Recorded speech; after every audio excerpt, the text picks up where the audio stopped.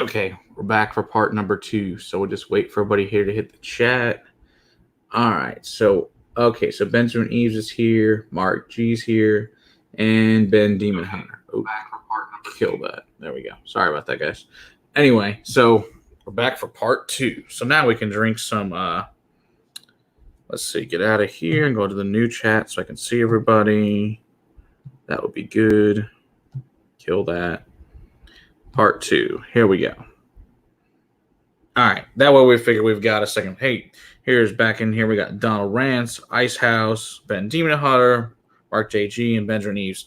Yeah, but I don't know if anybody else wants to join in. They're more than welcome. Come hang out. I'm gonna drink some peat now because this other stuff would ruin it. So we'll stick this over here. Because I don't think peat will be very good with the Irish whiskey. I think that's going to be. I mean, it is, but not this Irish whiskey in particular. So, all right. So let's see here. What do we got going on? So we got some Peat Reek and some Ardbeg Supernova. All right. Good stuff for sure. So I want to pour a little bit of both because why not? All right. I saw that there, Donald. It sounds really good. Ooh, Icehouse or some Kilcagan. Which Kilcagan Icehouse? The regular, the Applewood Brandy, or the Cask Strength? All three are really good, no matter what. I like all three of those. For sure. All right. So let's pour a little bit of Peat Reek. Hello, Jermaine Compton. Good to see you. All right. The regular. That's a great one. Yeah, we have to get around to reviewing the Kilcagans. Those are really good. I really like all three of those. Some Ardbeg is a good selection of scotch because I have to try it. Yes, or Trev, you just come here to Texas and I'll hook you up. Problem solved. Oh, so good. I do enjoy this. That's for sure. Hey, Wheels, how's it going? There's definitely a scotch out there for you, Trev. We can definitely find it. I have like 700 different ones you can probably find. One you probably like out of the deal. So speaking of that, Mark, actually, so I got another phone call about another whiskey camp. So actually might be 2 whiskey camps this year. So I don't know yet when we're doing Iron Roots. So Tawa and Caro called me Friday and wants us to do the same thing, do a whiskey camp there. And we'll do the same concept where we will go in, we will actually run the mill, take all the grain out, pick our own mash bill, run the mill, then take it over, and then you obviously the fermenters, run the stills, and then obviously put it in the barrel, and then 2 years from now, we'll pick some up, see what it like, and then maybe probably do an evolution barrel like we do the Iron Root does. I think it's gonna be really fun. So that'll be good. For his first Ardbeg for Trev, I think for Trev, I think he should probably do a no if he really wants to try an Ardbeg, because I think the regular I know anything else would probably kill him on Ardbeg for sure. I think that would not do well. Ooh, I might grab those here in a minute, Wheels, when I'm done with the heavily peated stuff. At least it has some water, because otherwise it will ruin them. But that could be fun for sure. Oh, yes. The peat is the good stuff. I do love the peat. Ben, are you drinking peat there, Benjamin Eves? I guess that's the question. Who is drinking peat? That's the next question. Yeah, Oogie is good too, because Oogie is also a sherry cask. So I think either one of those would be good. Oh, don't worry. I'm not going to drink the whole thing. Oh my gosh, I have to work tomorrow, dude. That's not an option to finish sample bottles off. That would make me stupid. Also, children take to school, all that fun stuff. So they would appreciate that if I was not still intoxicated in the morning. That'd be for the best. Yes, good times. No, that's a good idea too for the playlist for sure. You're not drinking tonight. I don't like drinking alone. See, you're never alone, Flo. You have whiskey friends here. It's all good. That's the greatest thing about YouTube is you're never alone. You can always have friends to drink with live. There's always someone live, as far as I can always find out. It always works. So there's usually someone around. I don't know. Both these are pretty great. Oh yeah, we'll get Eric in here. Let me drink some water here. I want to try these ones Eric sent me tonight too. And put these peated ones over here for a few minutes. Let the peat do its thing. All right, so like I was saying earlier, Eric sent us this Wine Blenders Cast Johnny Walker and his Teachers, which I know is also peated. So I'm excited about these. These look really good. Oh, yes. Yeah, unfortunately, yes, it is tax season, and I think most of you guys know I'm an accountant. So it's also, so that's not my main job. My main job is corporate accounting, but which is year end for us, which just means hell for me. It works. I mean, I like it. It's fine. Now, place I work, different story. Get into that. I think most of you are aware of how I feel about that. So let's try out these Wine Cast Johnny Walker and this Teacher's Highland Cream high in peated malt. So I think this should be interesting to see what we got here. See, exactly, Trev. You're not drinking alone. You're drinking with friends, which is what matters. Ooh. Well, that's definitely a wine cast finish. That's got a really sweet nose to it.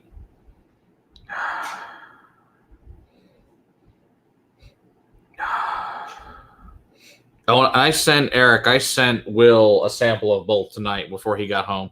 And last week we gave Sarah the 10-year rye Johnny Walker too, so they should be good.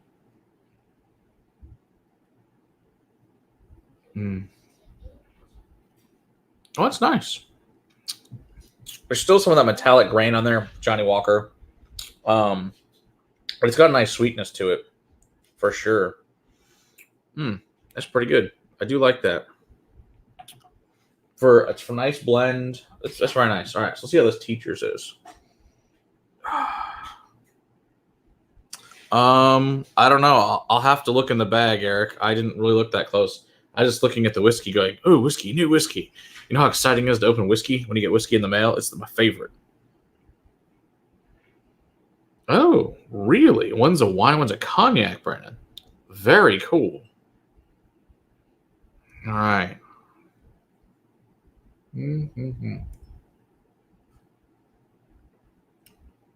Oh, I like that. That's good. Ooh. Oh, that peated cast strength Amroot. Oh, that stuff's delicious. It is fantastic. Hey, Arthur Lopez. Oh yeah. I do like this. And so it's great, Eric. You sent me this. I've always seen Teachers on the shelf and whatever. That's really nice. And it comes in at 43%. Let's see. Let's tell you anything about what goes into it. Add more peas. I'll have to do more research on it, see which kind of peat's in it. It doesn't tell you which peated distilleries in it, but it's quite nice. It's cheap. Well, damn, if this is cheap, that makes me even happier. And hell, starting, especially with the freaking tariffs and crap coming on, we may all want to be doing it without that for sure. Finding some good blends, and I think maybe one night we'll probably do some good blends. Obviously, Compass Boxes is probably going to win most of that because it's Compass Box. They ain't the cheapest, but they're damn good. Up to the Oh, you're going to go to Celtics for the single barrel, single malt. Oh yeah, that'll be good. I tried it out of the barrel, Arthur. It's really good. But yeah, that'll be a fun place. Ben Demon Hunter. Teachers is a blended Scotch that is high in peated malt. So actually, Ben, this might be something that might be good. You might like. Because I know you said you're liking the peat. You might give this a whirl. And Eric said it's really cheap, so that might be even better. I like this. This is nice. Yeah, I think we may all be learning to drink really nice blended scotches to save ourselves some cash. For sure. Hmm. Oh, I do like that. Yeah, it's tasty and cheap. I totally agree with that. That's nice. I don't know how cheap it was. I have to like Eric's. I have to go look in the bag. Yeah, I definitely it's definitely more peaty than Black Label for sure. Yeah, Black Label is Johnny Walker. Obviously, what he's talking about. It's fine, but it's not that much peat. I think the green. Now, granted, it's a blended malt. Is the green label's significantly more peat than the black, as far as I'm concerned. I have had a Douglas Lang double barrel. I have one, and it's really good. So we're actually in a box over here. It is a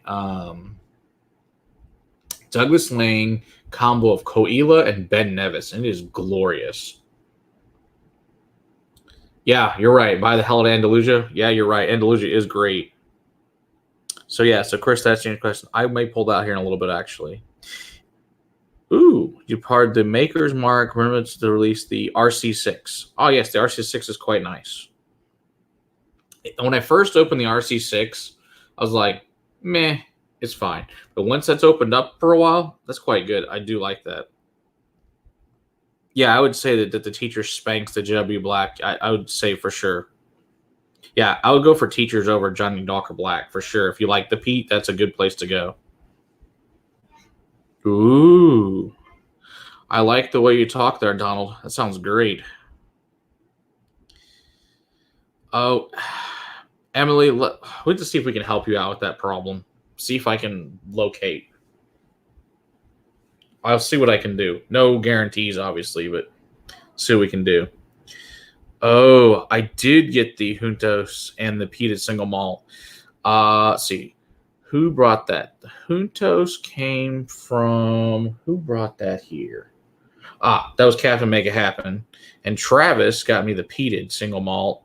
And then the the French oak came from Cliff Smith.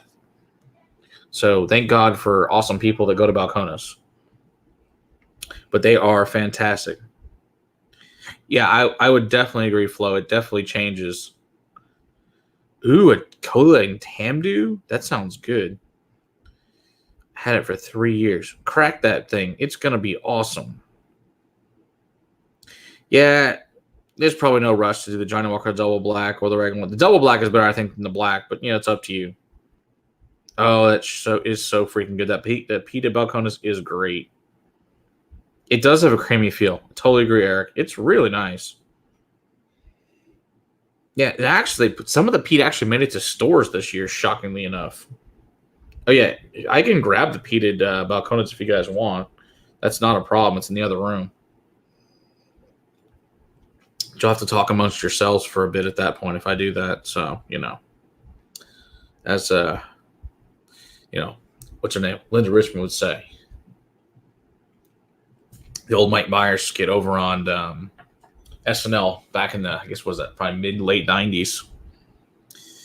Ooh, yes, the Glenlivet Nadura finishing peat is quite nice. I do like that. I do like that one for sure. But yeah, I can grab that. Let's see.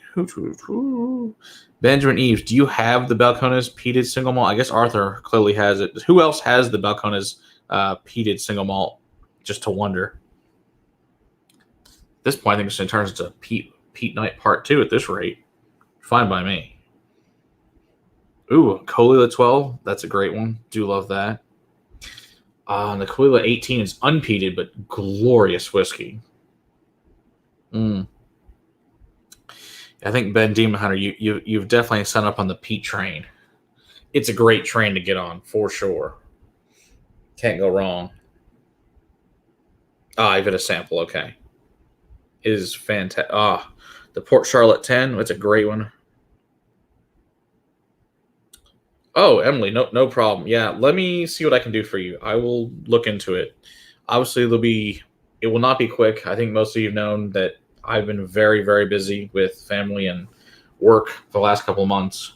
I'm owed a lot of things to a lot of people that will go out in the next, God willing, 2 to 3 weeks. So, so we try. I have that actually in front of me. Wheels. I don't even know why. Oh, because I pulled it out for last week. I didn't put it away. I really like that bourbon. It's really good. Hey Ed, how's it going? Hey Ed, if you're not tired, you want to come hang. You can come into the show if you want, Ed. If you're up for it. I don't know if you. I know you probably just got home from the lick from your second job, so up to you. But if you guys haven't obviously checked out Ed, the Rock Out Review, he does a great show. I laugh my ass off every time I watch. So you want some great comedy in your life? It is funny as hell.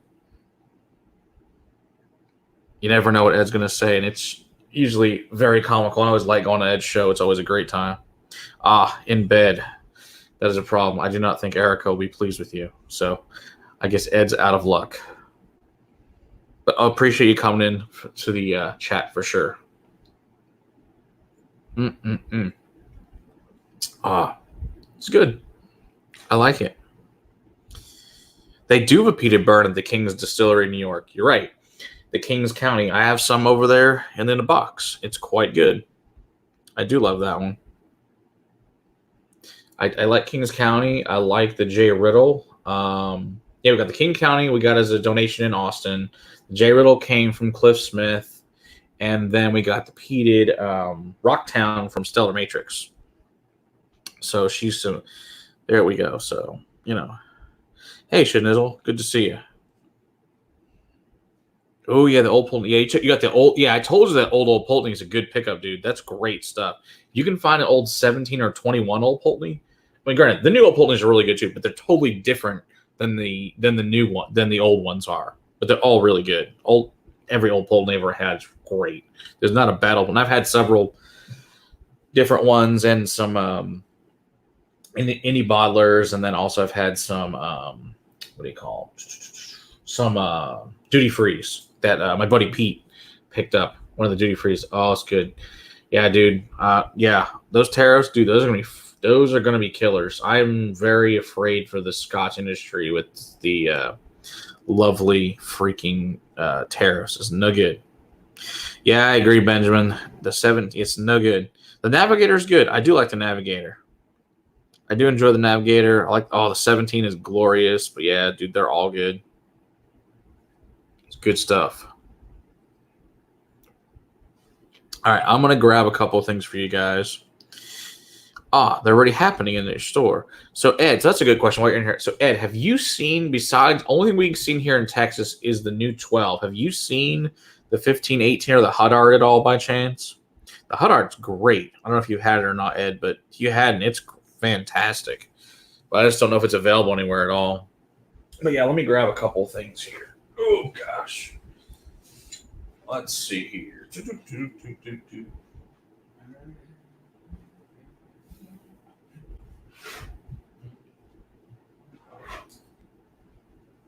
So we're talking about peat. I gotta grab this. I gotta pour a little bit of this. This is not the Kings County bottle. This is an empty bottle. Because the Kings County cork fell inside the bottle, so we had to throw that bottle out. So we use this one instead. An empty Colonel Taylor. It's worked just fine. Problem solved. That's all that matters. We wouldn't want it to go to waste, so can't have that for sure. Oh yes. Oh, the receipt is down. I have to go find the box. The box is downstairs. Oh, that smells really good. That Kings County smells great. All right, so I pour some of this J. Riddle. So this is the problem. You get live streams are great. You do all these different whiskeys, but when you do reviews, you're only usually one or two at a time. You don't want them to be quite crazy long. There's just so many whiskeys in so little time. That's what it really comes down to. Yeah, I know I've talked about J. Riddle before, but J. Riddle's freaking great.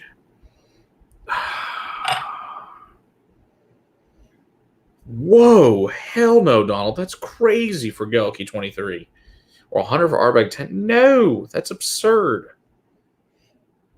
It should be $50 and $200, $225. I'm that's crazy. So what I found with peated bourbons is peated bourbons are much more woody than peaty with a medicinal note.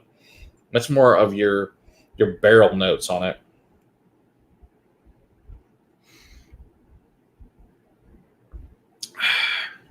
But quite tasty. Mexican Spanish word juntos means joint or togetherness. The sense of two words. Oh, I did not know that's what juntos meant. Cool.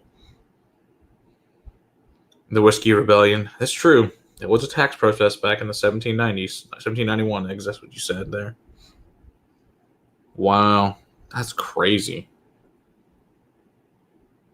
All right. I think you would find it kind of funky to find out. I didn't really want anything. Who's before the basketball? I'm drinking it without him. Flo, we call that progress. I think it's funny because we're talking to you two outside the welcome center. And like, she likes the whiskey. It's amazing. It was pretty funny. You broke through the wall. And that's what really matters. You broke through the wall. If you're drinking here with all your friends on YouTube, you're doing a great job. It's all good. It's good stuff. For sure. Do love it. It is definitely a dynamic single malt, for sure. There's Galen. That's hilarious. Oh, that's so funny.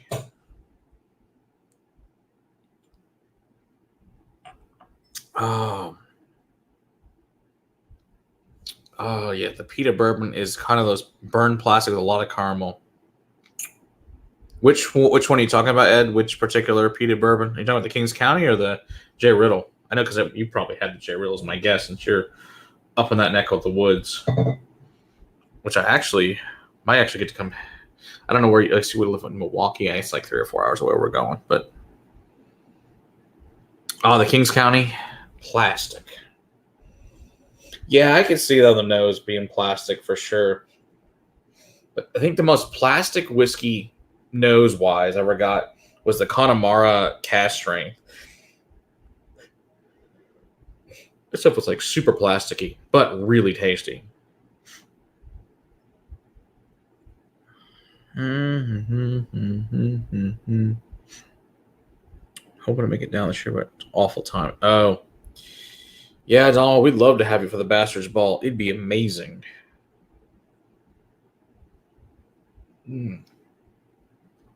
Such good stuff. See, exactly, Flo. It's all good. You're not drinking alone. You're drinking with friends. That's what matters. It's when you do it in the closet by yourself, that's when you have a problem. You should not do that.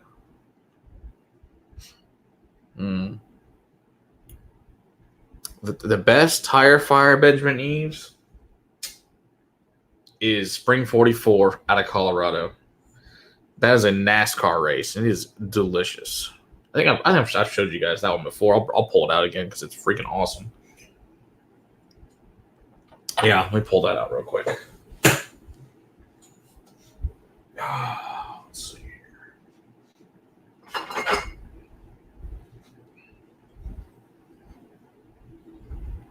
This bad boy is the Spring 44 single malt out of Colorado. It comes in at 100 proof, and it is glorious. It is in Loveland, Colorado. If you guys ever a chance to get this glorious beast, I actually brought this the first year to the opening of the Crowded Barrel back in, what was that, 18. I brought this actually to La Quinta, and we had. I can smell from here. It smells so good. It's just amazing stuff. Yeah, if anybody's here has had Spring 44, let me know in the chat. If you haven't, you get a chance to have some. You need to have this in your life. If you like peat, you will freaking love this thing. Oh my gosh. Oh, okay. It's peaty, but it's also fruity. It's just magical. All right, Night Ed. Thanks for coming in. Appreciate it.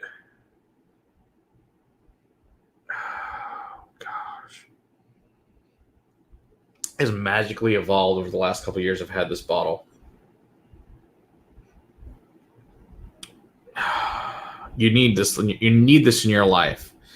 This came from Colorado, so I have no idea if you can get this outside of Colorado or not, but that's where this bottle came from. Oh, Eric, I didn't have it this time at La Quinta. I had it a year prior at 18 when they first opened, not in 19, not at the Bastards Ball, just at the opening of the distillery.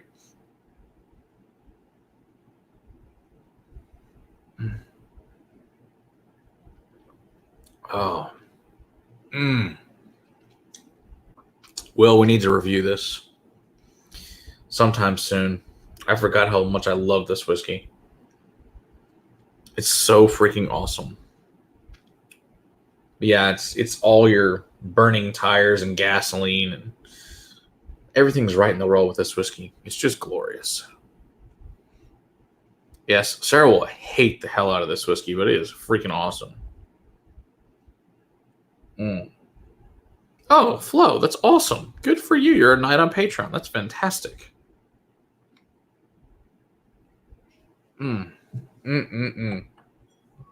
Oh, that's good stuff.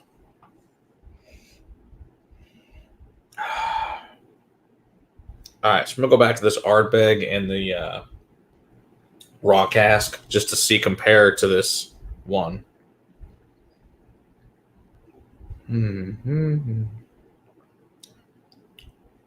Okay. Ooh. Oh, that's nice compared to that.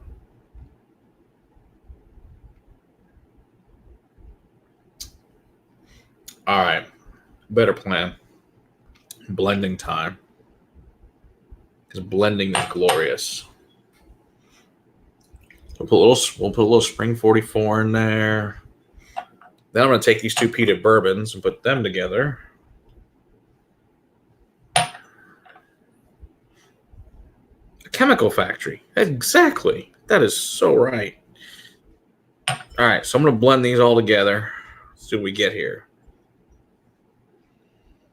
Oh, that's interesting. It's got like a sweet fruit on it. I have had that Port Ascot. That thing is freaking awesome. I can grab that too. It's delicious.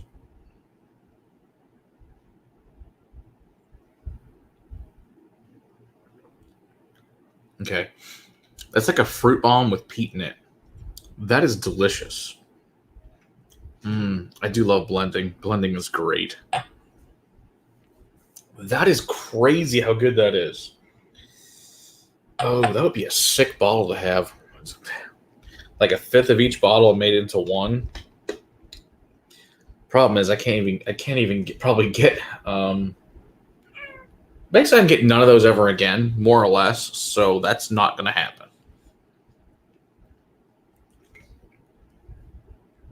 Wow, but it is really, really good. Oh, I try, guys. I do try. You just wait till you see what's sooner than later. There's lots of stuff going on in the background that you guys don't know about yet. There's a few that do that know that I've talked this about, but I think like Donald knows. Once it all comes together and get everything going, there's going to be some really cool stuff you guys are going to be a part of. Yes, child. My child is calling me. I don't know what she wants.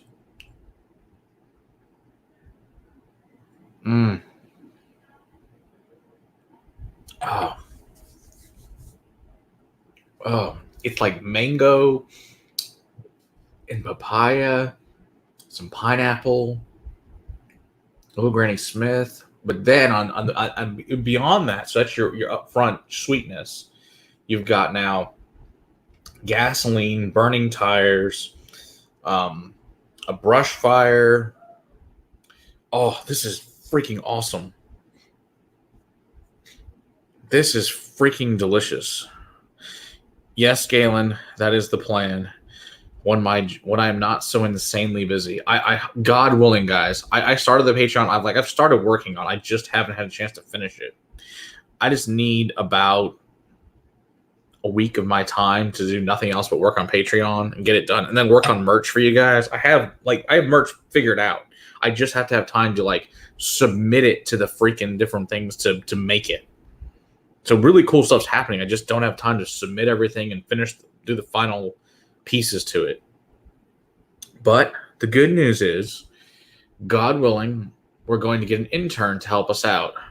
So no guarantees on that. I was at a birthday party and happened to be a college professor there who needed some kids to learn how to help editing and helping out with stuff. So we're hoping, because we got some actual really cool videos we shot, so that Will obviously edits everything. Will has a real-time job obviously as well, and he's a busy dude. We're hoping that'll help a lot.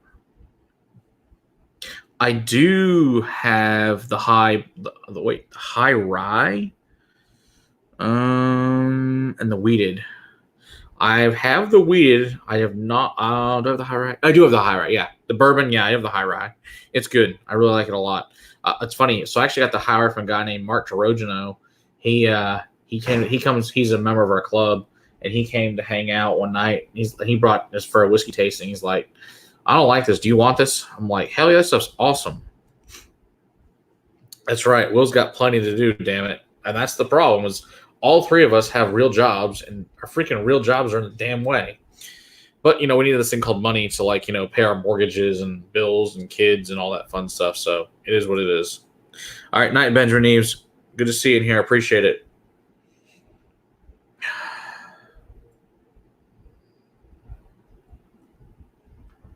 Oh, stuff is good. Oh, trust me, Eric, Will does a lot of stuff. He's got plenty to do. Trust me. And Sarah does plenty to do. They both do a lot. Trust me. That's the problem. Is none of us, we're all at capacity at the moment. Good night, Flo. Thanks for coming in. Really appreciate it. Oh, sick kid. Oh, man. Sorry to hear that, Ben. That's too bad. Hope they get better. Oh, I do love all the single barrels from. I don't know if they have any left, Galen. I can ask Ty tomorrow and find out for you. I just don't know. Oh, Will says they do. So, interesting question. Oh, she's not leaving. We'll find that. Oh, 2 days ago he still got some. Well, then perfect. Then I guess he does. So I guess answers the question. So yeah, hopefully we'll get around to reviewing some seriously good Irish and some really good Texas whiskey here. And then I think some other really cool things that I will be getting to. Let's see here. That's the difference. Mezcal barrels. That sounds good. That's true. Drinking alone then. Yeah, none of that. Can't be having that. That's for sure. Good stuff. Oh, okay. That was a magical blend. I need to make more of these. This is, of course, it's from all the freaking whiskeys I can't replace, which blows. Seriously, not a single one of these can I replace. All 5 of them are really hard to get or one-time releases. So, super. But that's okay. It was magic. Ooh, I have not had the Bareface Awaken edition. I have Bareface, but not the Awaken. That sounds really good. I have had the Awaken Green Corn, Andalusia, or not, sorry, at a Iron Root out of the barrel. Holy crap, is this stuff good? The Oaxacan corn especially Oaxacan green, is really, really expensive. Oaxacan green, I think when I was talking to Robert, he was telling me if you wanted a bottle, it'd be like $3,000 because the freaking corn is so crazy expensive. Because it's heirloom and it's real rare, but it's really, really good. So yeah, let me find that one you were asking me about, the Lang. Let me see that Douglas Lang split double barrel thing. Find it here real quick. It requires many boxes to be moved. So let me see. We got this giant box of Cedar Ridge here from our buddy Travis Waller, who's awesome. got another giant box of samples from another buddy, and then another giant box of minis from other people. So I don't really need to knock over a cabinet of whiskey. That would be bad, and I also don't want to die that way. I mean, it's preferable. I mean, if there's ways to go, it's probably not a terrible way to die, but then again, being crushed by anything, probably not so great.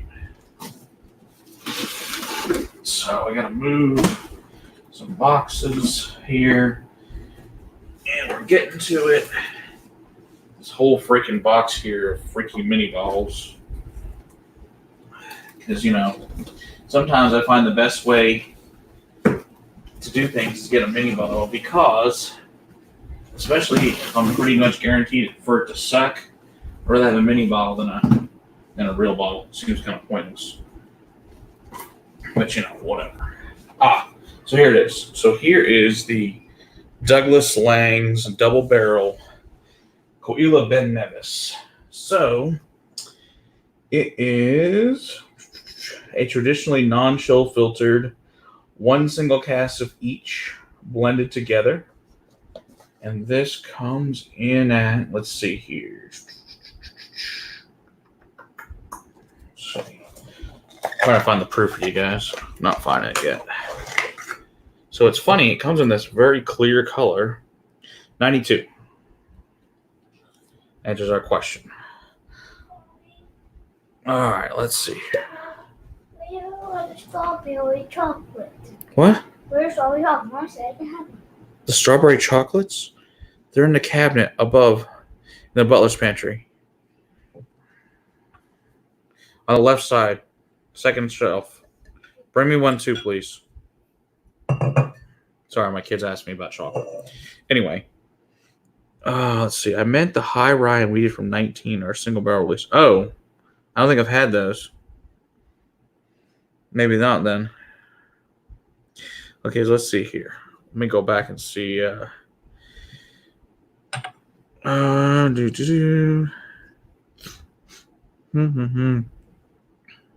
Sarah's bacon will mix because it's amazing bacon.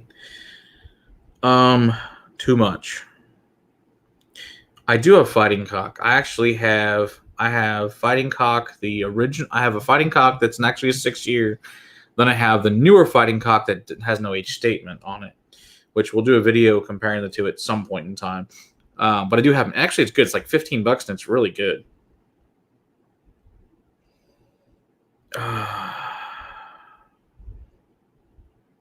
How many boxes you got? I wish I had that. Yeah, it's a serious problem. Oh, you guys. So one of the things I think that I wish I had talked to Will about this, but I think that's something I want to know if you guys are actually interested.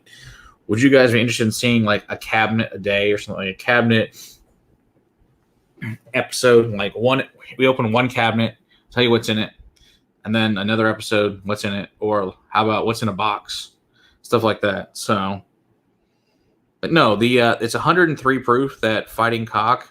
It's like it's like $15. It's cheap. It's good, dude. I like it a lot for the money. It's really nice. Besides rolling other, yes, that's correct. There are 2 more rooms of whiskey. This is true. Plus, there's whiskey donations, which help a lot. I mean, that really does help, guys. We really appreciate the donations in whiskey big time, because this is not a cheap hobby and not a cheap thing to run a channel for whiskey, because whiskey is freaking expensive. But it's all good. It's a good fun time for sure. Like that stuff was great, dude. I'm really excited you sent that to me. I was very excited.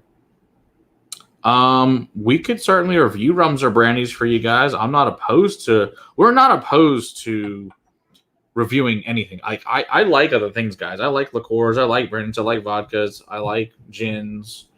I like rum. I like pretty much all alcohol. I'll be honest with you guys. Butler's Pantry. I know. Left side, second shelf. Second shelf, but where the second shelf? On top of the bowl. What the hell was that? Oh, it was a Pete Reek box. Never mind. Yeah, exactly. We drink it all, guys. $12. Damn, dude, that's awesome. All right, night, Galen. Back to work for you. What's in the box? Oh, which box is the question? Yes. There's lots of boxes. We do get samples from companies, not a tremendous amount from companies. We get some. Don't get me wrong.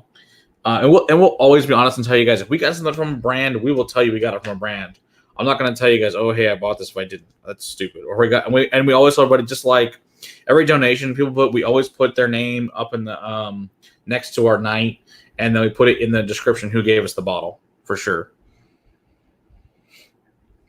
So yeah, it's always well known who a bottle came from. We don't want to ever be accused of not, because like anything, even if a brand does give us stuff, if I don't like it, I'll tell you I don't like it, but I probably just won't review it if that's the case. I mean, I don't want, if it's a small brand, I'm gonna go, oh, it's terrible. I'm not gonna be like, oh, it's terrible. If it's a big brand and it's bad, fine. Now, if I just went and bought it and it's bad, say what the hell I want. But if they send it to us and it's bad, I'm like, yeah, guys, it's not great. Send it back to me in a couple of years. That hasn't really happened yet, really, but if it did, that would be the case. Ooh, a Port Charlotte 10 and a Glendalough 13. That does sound good.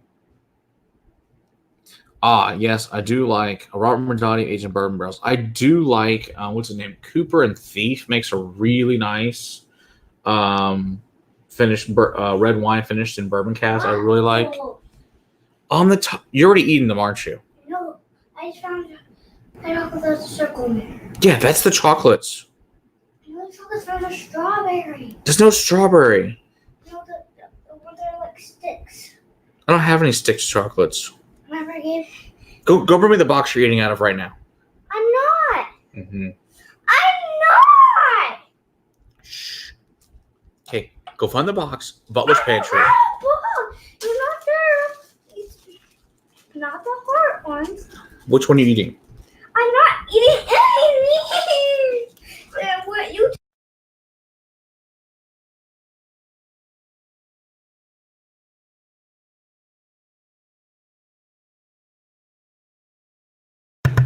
Where in the freezer? Sorry. Here's top of the freezer. Top of the freezer where? There's a kid who's very concerned about her chocolate. Top of the freezer where? In the laundry room. On the right side. Sorry. The kid is very concerned where her chocolate is, so going crazy. Yeah, ADH, your kid's falling down. I get it, Matt. Totally get it.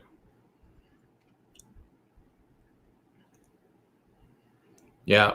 Let's see, that's what the vault has said about some. I've sent them. They've tried them. Yeah. This one, like I said, there's plenty of. I mean, Will's probably better to tell you guys this, obviously, than I am about what is a really good bourbon finished wine. But I do like the Cooper and Thief a lot. I like the. What did I try? I want to say it's 1,000 Stories. That was pretty good. And there was another one. Jason, aren't we all 30-year-old toddlers? I mean, come on. Look what we do for a hobby. We're children. It's the way it goes. So, it does smell good. Doesn't it smell great? Yep. I just have her YouTube because I don't feel like fighting with her. Flo, I totally get it. Hell, you've been here. You know my kids. You know they're crazy. I love them, but they're nuts. Yeah, they're fun, but they are something else. Hey, Richie Z. How's it going, buddy? Yeah, that's teachers. Yeah, you said it was what, $12 or something? That's crazy. It's crazy good. Yes, that's it. All right, bye.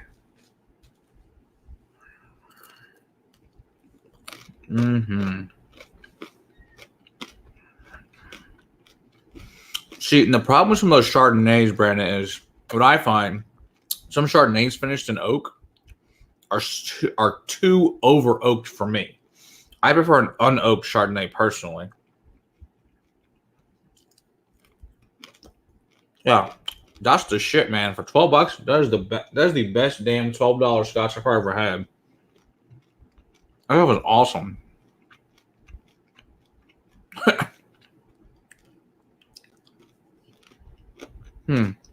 I haven't had one in Irish barrel. That's cool.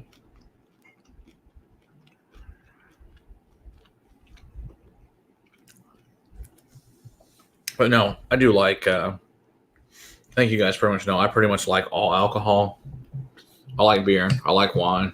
I like all spirits. It's all good. Mm.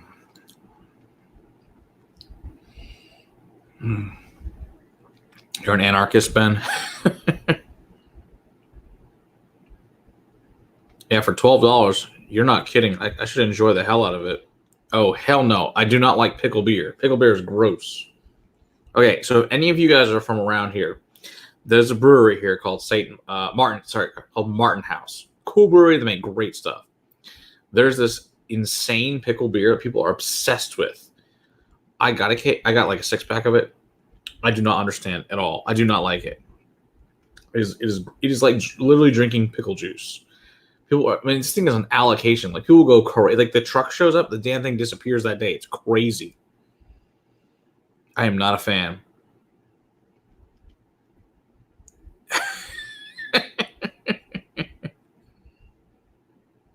No, I like rye. I know Will doesn't like rye, but I like rye. Yeah. Have you had the Martin House, the carbonated pickle juice, or Arthur? That stuff is weird as crap. I do not. In fact, I didn't like it. I poured it into a pickle jar and left it in my fridge. So whenever someone else comes over, they can drink the pickle beer. It is not good. Exactly, Robot Scott. I would not drink it in a train or tree or anywhere else because it's not good. Oh yeah, Robot Scott. While you're in here, do you still need a ball of Juntos? That's the next question for you. Because I think I've got one for you if you still need one. I'm okay with experimentation. They make okay. I'll talk to my guy tomorrow, Robert. Sorry, Robot Scott. I'll get it figured out for you. So I like craft weirdness. Like they have one called a pretzel beer. It's freaking delicious. They have another one called the Salty Lady. Also awesome. Do not like pickle beer though. It's gross. Whatever works for you though, it's fine.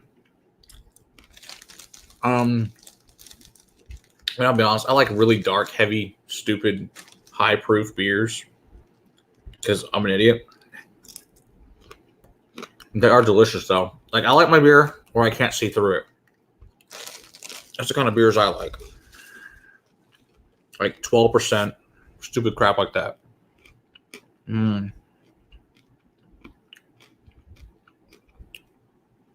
Well done. I have a sample floating around here of some Cash Strength Lot 40. I need to give him then. I have to find it though. Dude, there's hundreds of samples floating around this bar though, so that's the hardest part. Oh, you like ultra hops? See, I'm not a big fan of ultra hops. Ultra hop, not like hops. Like I'll drink now. There's some whiskeys that are not hopped whiskeys that are finished like the hopped Spire or the IPA from RAR dogged IPA, something like that, is really good. That Oakneedon makes. I do like that a lot, and that's a rye, which is quite tasty. I think Icarus is only sold at the distillery, to be honest, Flo. But if you need a bottle when it comes out in May or so, let me know and I can get Robert to get us to. They'll actually. I think they started taking orders online now for distillery releases, and then they'll save it there for you, so it's not a problem. I have not had Rasputin Stout, but I have had Young Chocolate Stout. I do love the Young Chocolate Stout. That's really good. I've never had the Rasputins though. Would certainly be over it. Peat over hops. I do agree. Definitely peat over hops for sure. Now I did have this thing that what's his name there? Pat from my whiskey and sent us the other day. I thought it was freaking delicious. What the hell is it? Oh, this one. This Yahara Bay single malt IPA. This stuff was freaking amazing. I only have a little bit left, but it's really good. I do agree. I do like the Glenfiddich IPA way over the Jameson IPA for sure. But Everything's obviously different things for different folks, but I really liked it.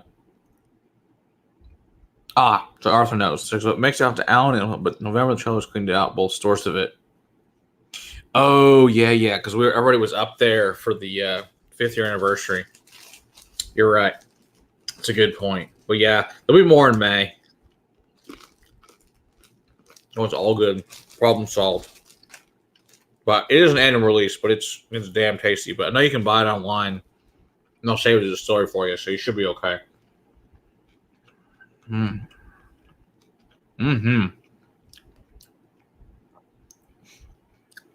Oh, there's some really wicked hopped whiskeys I've tried. There's one. What the hell is that called? Chardonnay, something like that. I do not like it. It's nasty. And there's another one made by Amador. Makes 10 barrels of a hopped whiskey. Not a fan. It is weird as hell. Oh well.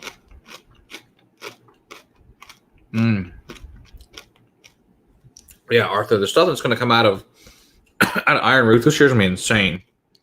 Really good stuff. Especially all the different barrels that Robert's got back there now. Holy crap, it's going to be crazy. What?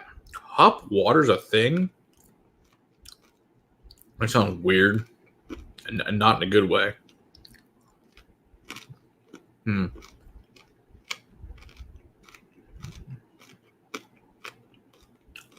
don't like this plan. Okay. Flo, as soon as they're available, I'll talk to Robert and make sure you guys have one reserved for you. That's easy to do. This was good. Yeah, so Caol Ila and Ben Nevis combo, great stuff for sure.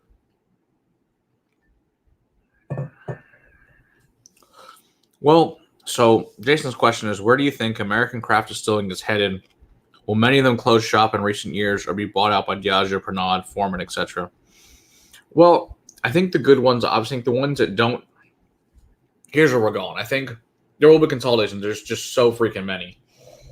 But I think the ones that have the time and the money to wait, especially for air-dried barrels, will make it. The ones that have those green sappy notes that are the young kiln-dried, no. The whiskey's not good. And I do not enjoy sappy whiskey with green notes. There's some I've had that are, 15 months old that are great. And I've had these other ones because they're from Texas. But you've had other ones from other states that just use these crappy barrels, and they're just nasty. I do not care for them at all. So we'll just see. I think a lot of those will go away if they don't get better with time. We'll see what happens. But I think that's what's going to happen. I think of consolidation. I think some of them will get bought out, but I think a lot of them that are really strong independents, like Iron Root, like Balcones, like Lone Elm, I don't see them ever getting bought out. I think since they always put the money up front and they never had to really worry about, hey, day-to-day, and they make really good whiskey or are willing to wait, I think they'll be fine. It's the ones that do shoddy work and don't do a good job and don't do good marketing, those will have a problem. But we'll see what happens. But that's what I think is happening. Yes, Firestone, Glally got out. You know why that got bought out? Because it's not very good. That's why they got bought out. Their blended product's not made in Texas. The blended product's good. It's fine. It sells like crazy. It tastes like it's very vanilla-y. It's fine. Got a couple bottles of it. People giving me as gifts, which I'm glad they take. It's great mixer for sure. Now the bourbon is god awful. I have a single barrel that I've got that's better than the original ones, but apparently, and I talked to Rob, who's their head distiller, said that the water source was bad. They'll run the stills wrong. They wouldn't fix it because they just need money, and so because of that, we've got a bad product, unfortunately. But I think now with the new, for them, it's actually a blessing they got bought out. Now he can experiment and do cool things. I think it'll be really good, though. I'm hoping. Since it's close to us, I'm really hoping it's good. We'll see. I'm not sure that'll happen, but I'm really hoping. We shall see. We shall see. Let's see here. Oh, yeah, McCarthy's. Yeah, St. George. Oh, yeah, good stuff, dude. I love all those guys. Yeah, I think that's probably a good point. The trajectory of the craft beer. That's very, very true. Yeah. Oh, I agree. Yeah. I'm really hoping that the TX becomes a lot better. It wasn't good, and for $50, it was really, really bad whiskey. Even hell, at $20, it's really bad whiskey. But I'm hoping that it improves. I'm really hoping that Rob can turn it around there with, get some better stuff. So we'll see what happens. And part of it is they have to make all those different spirits. Here's gin, vodkas, bourbons, malts, rums, and liquors. There's no doubt. You have to do what you got to do. It's good stuff. When we went up to Michigan last year, Grand Traverse makes all those things. And all of them, relatively speaking, were pretty damn good. I don't think anything I didn't like. They had, I don't know, multiple flavored vodkas, a couple different gins, some different rums, several different whiskeys. All were good. And in fact, at some point this year, we're actually going to have Grand Traverse on. To Traverse City, which is also obviously in Traverse City, Michigan as well, will be on in 2 weeks with us, which would be great. They gave us samples that we reviewed a few weeks ago. Really, really good stuff from Traverse City for sure.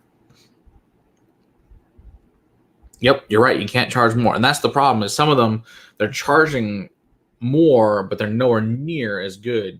I realize you have to charge more because of what it is, because you need money. So I get it. What state are you in? I don't know. I guess it's Saffrix, or how the heck you pronounce your screen name. I'm not sure.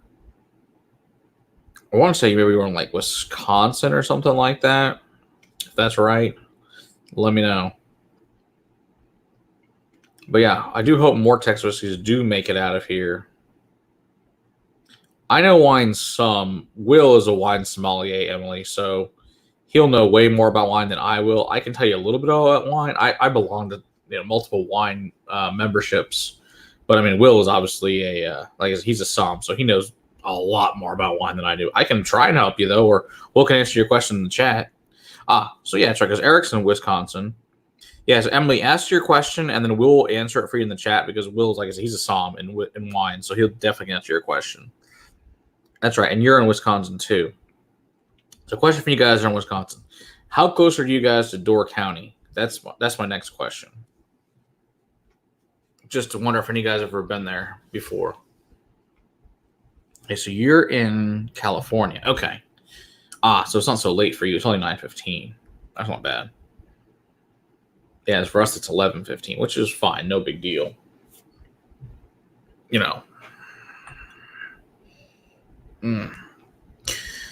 Let's see here.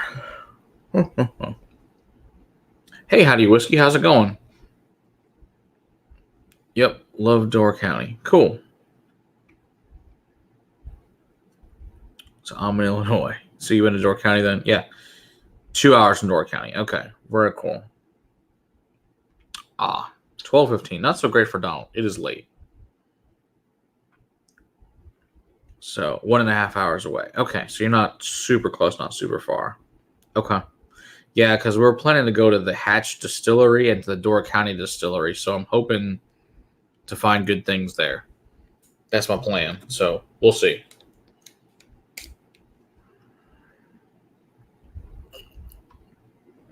But yeah, we'll do some nights talking about wine and whiskey, finishing in wine. I think that'd be a good, fun night, especially for people that enjoy both those things. Oh, good. So you have been to Hatch. Good, because I'm planning to go there this summer, so hopefully it'll be good. The Von Steele Winery, that's good too. Yeah, we're going to go to some wineries and breweries over there too, so that should be fun. Ooh, that is early. All right, nice, Chris Speeden. See you later. Thanks for coming in. Good stuff. Okay, cooler. Yeah, I think that may be a plan. We found there's Door County's meh. Uh, well, I'll probably still go just because it's up there. Oh, that mesquite bean, that is good stuff. I do agree. I have not had Andalusia's brandy though. I will let you know, Eric, for sure. Yeah, we've noticed we apparently have a lot of fans in Wisconsin, which is awesome. So yeah, maybe we'll try to maybe because I'll be there with my family, so probably maybe just like for a couple hours or whatever uh, at the distillery, and we can all hang out. It could be fun. Figure out a day we're gonna do that. Unless you guys know what day that's gonna be, I think it's gonna be a blast. So I'll have a little meetup. Maybe probably be like 5 of us, but that'd be still cool. I'm all for it. So let's see. What do we need to try next? That's the real next question. Sherry beer thing? I don't see why not. I don't know if I've ever had a sherry beer. It's a good question. I'm pretty sure I've had a port cast finished beer. I don't know if I've had a sherry cast finished beer. I don't see. It probably is. I don't see why not. It's probably cool. Oh yes, Driftless Glen is great. Which Driftless Glen are you looking at, Richie Z? I do like Driftless Glen. That's good stuff. Oh, and Jay Henry's quite good too. I do like them. I like both those a lot. Oh yes, a cheese pairing. I like this plan.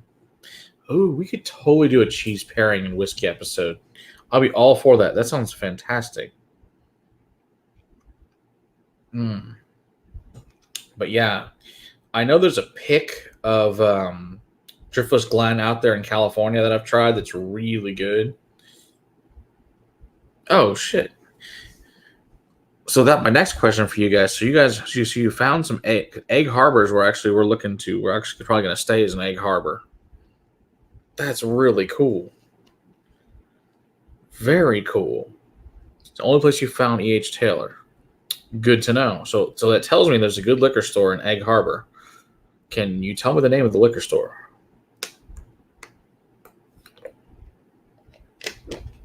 Thomas Hardy. Different store there. Cheap Scotch.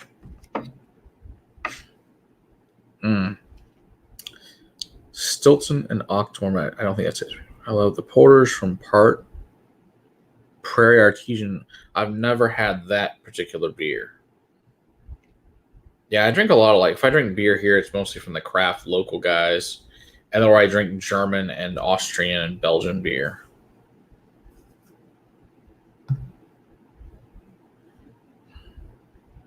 I didn't see his game on all this. Wow, you did your first pour? Good job, Flo. We want to give you a round of applause. That's awesome. Oh, we are going to Al Johnson's, Eric. So that is very exciting. Okay, so Richie Z, that probably is the same one I've probably had as that pick. It's really good. Yeah, there's nothing that says you can't. Yes, with the goats. That's where we're gonna go. The place with the goats, exactly. It's Swedish and Norse. Yeah, that's what we saw. It looks really cool, Eric. I thought that was. I like all that, heritage stuff. I think it's really cool. So I'm really excited to go try some foods from there and other really cool stuff. But it should be fun. That's what I hear. Great food. Man, so how many of you guys are in Wisconsin? That's awesome. Because we have some reason I've made a foothold in Wisconsin, which is great. Okay, we need more whiskey at this point. The Main Street Market right next to Hatch. Oh, okay, cool. We'll check that out. I will definitely check that out when we're there because I'm looking to get some Wisconsin whiskeys to bring back home. Well, makes sense then. Yeah, with Evanston, I guess that makes sense that that would be your heritage. That's very cool, though. I'm looking forward to it. I think I'm really good. Night, Will. Talk to you later, bud.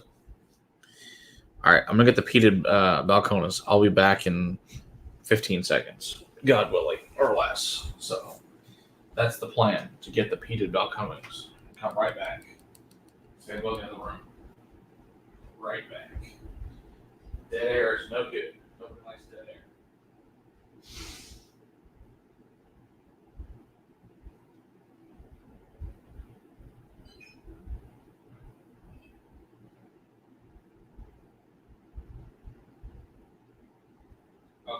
So we're back. We're walking. So that's the good news.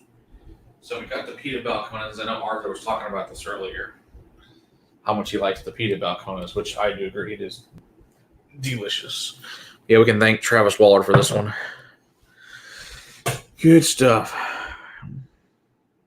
Yes, I always write them down, Richie Z, because it helps me to remember a lot of stuff when I do it. And a lot of times it's funny. So when we do our reviews, we've written stuff ahead of time, just what we thought and whatever. But then a lot of times you'll find new notes while we do our reviews, which is actually really cool. So, or especially just talking amongst ourselves, we'll find different things, which is neat. Also, Jim Lehman, you're in Wisconsin too. Very nice. One of the states most do not know where it is. I know where Wisconsin is. It's good times. But yes. Pita balcones. That's right. Yeah. June. Eric, I will hit you up on the Discord with the dates. How about that? You've made a foothold in Alberta as well, it seems. It does seem to be the case, Donald, which I am fantastic. Yeah, well, I've got my kids there and stuff, Eric, so, We'll do a meetup one night, I think, of something, or at the distiller. It'll be fun. You're right. What about the majority of Americans? Good question, Ben. Unfortunately, you're probably right. They're not that bright. As much as I would love, I'd say whiskey drinkers in general probably are actually that smart, but I find that most are highly intelligent. I do find, but I think as a general population, this is of course just people in general, not that bright, unfortunately. But it is what it is. It smells so good. I do love the peated. So, and I think Ghost, you guys probably know that. I think if you look at most live stream chats, whiskey stuff, people in the chats are pretty damn smart. It's pretty obvious. If a bourbon finish in this, oh hell no, that sounds awesome. Oh, that blows. They were out. Okay, well, that makes me even more excited to go there. Oh, that's exciting. Yeah, I'm gonna hit those guys up and see if we can get a private tour or something while we're there over at Hatch. Yeah, we'll probably decide to set something up. See if we can get a bunch of people. Maybe get, like I said, 5 or 6 of us to go hang out. It'd be fun. As long as like I said, you get to meet my the bacon children who like to make lots of noise, but they're fun. It is what it is. Yeah, that's sounds good. What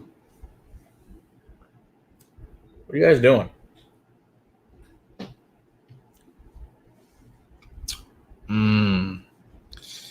Heated balcones.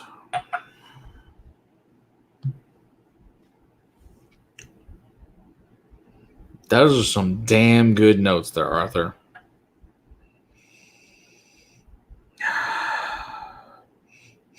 All good. Okay, so what's on top? So I totally agree with you on all those notes. Those are all there. There's also some really nice caramel apples on top of that as well.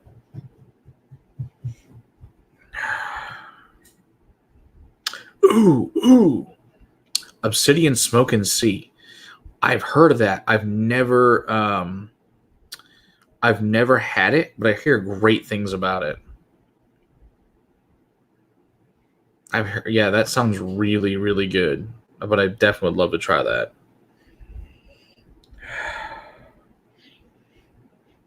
Yeah, and there's some bacon, some pineapple, a little bit of lemon lime. Excuse me. Some furniture polish.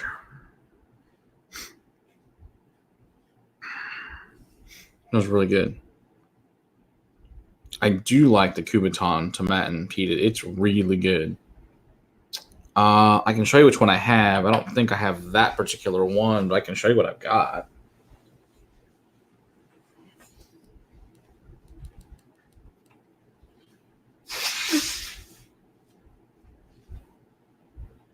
Let's see here.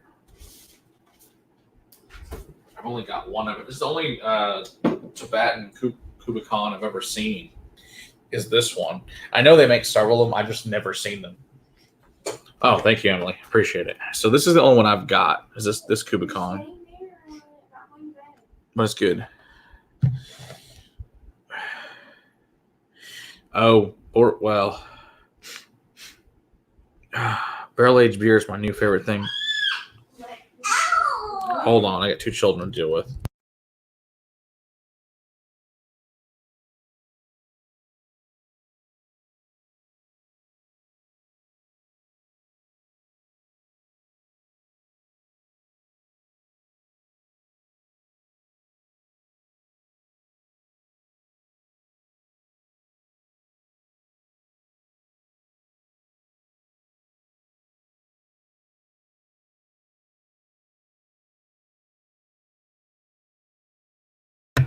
Sorry, guys.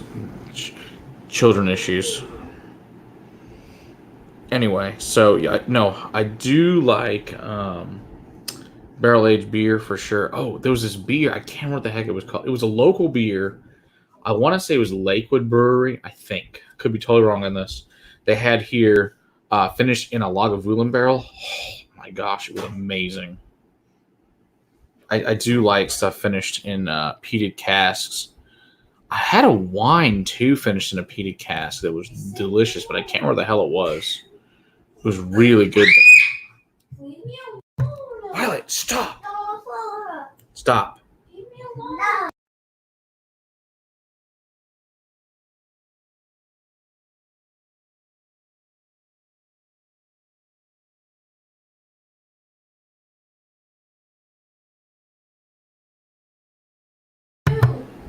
Oh, we're having lovely sibling rivalry right at the moment.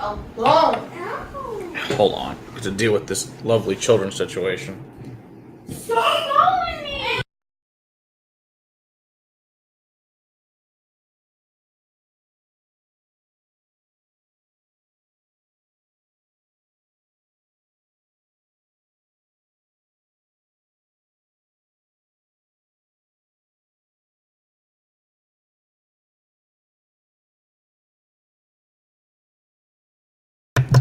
Sorry, they've I guess at each other's throats. All right, night, Eric. And let's see if somebody else is left too. Yeah. Oh, that's so funny. That's great. Night, Robot Scott. Thanks for coming in. I really appreciate it.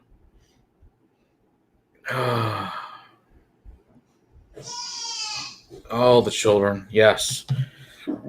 There's a reason we only have two. It's the second one. Oh, dude, Richie Z, dude, they never sleep, man. They're something else.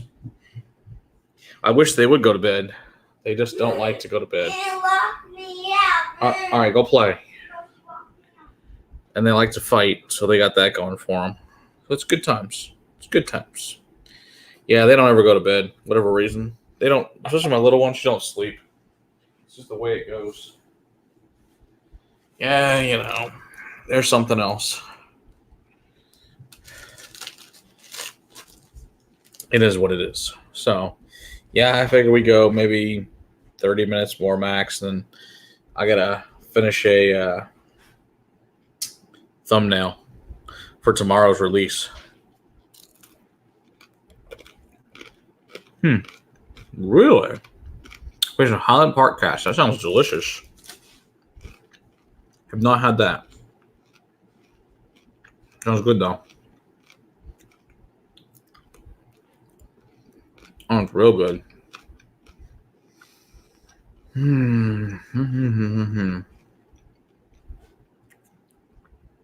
Delicious stuff.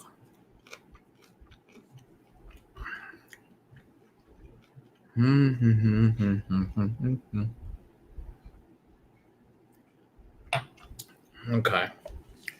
So pour a little bit of this Kubakan, because why not?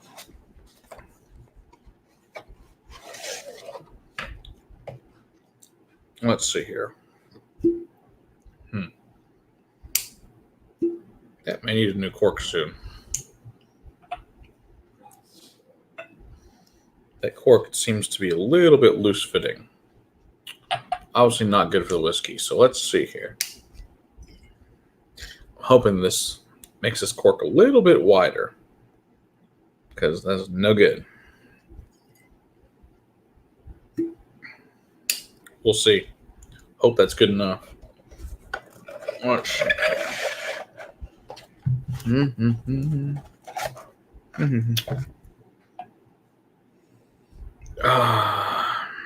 I don't blame him. The JP Rogers 23-year cask strength does sound amazing. Don't know. Haven't had it, but I'm sure it's great.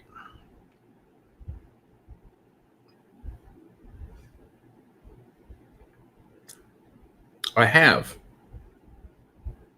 99 is a good price for it, Richie. I can go grab it real quick and tell you what I think of it. We haven't reviewed it yet. I'll go grab it. Hold on. It's in the other room. What a surprise, right? It's always in the other room. It's the way it goes.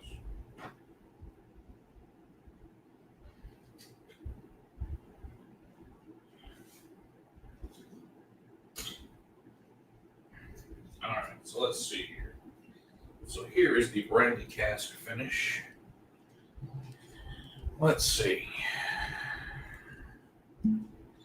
So this is the one Richie's asking about. The brandy cask Woodford Reserve. Let's see.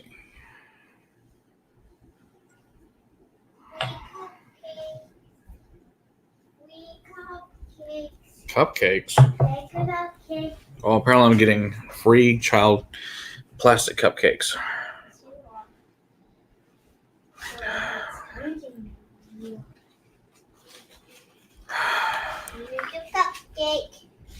Free cupcakes. Oh, thank you. You're welcome. Oh, thanks. Would you like another one? No, I think I'm good with thanks. Too bad. You can put it some. There's one for Lou. Okay. All right, thank you. Here's one for the other guy. Oh, I do love the Glendronach peated. That is good stuff. Now, is that the regular Glendronach peated you're having there, Jim, or the Glendronach peated Portwood? Because I know they're both really good. I only have the Portwood peated. I have the Portwood and also the peated Portwood, but I don't have just the regular peated. Go get water is always a good idea. Daddy, look. Daddy, close your eyes. Look, I can do magic. I'll teleport over there. Close your eyes. Ready? Okay. She's doing magic and teleporting. I'm here. Okay, thank you. Okay, bye-bye. Wait, what's this? Daddy, what? Yes. What? Spear. All right, bye. Bye-bye. I'll call you later. Oh, that's pretty good. It's actually, that's really, it's really sweet with a nice spice on the finish. Like really nice baking spices, some cinnamon, some allspice, a little bit of anise. That's pretty good, Richie. I think that'll do. I think that's probably a good pickup for that price. That's nice for $99. I think I'd pick it up. I think you'll enjoy that one. If it was the oat or the cherry wood, I'd tell you no. But I think for $99 for the brandy, that's pretty tasty. I think you'll like that. Oh my gosh, $200. That's insane. I don't know where your liquor stores are terrible, Emily. They are really ripping you off. Now, Wheels, you're talking about the Ben Rake peated. Oh, the Cariasa is so good. Glen Scotia 10, also delicious. They're both really, really good. Yeah, no problem, Richie. Anytime. Yeah, either way, Wheels, I think you'd be happy with both of those. I don't think you can go wrong. Buy one now, and then 6 months now, buy the other one. I think that's probably the way to go on that one. It's good stuff.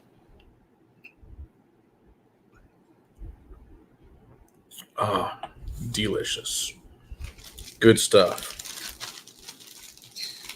Finish off a little bit of bacon here. Because bacon is delicious.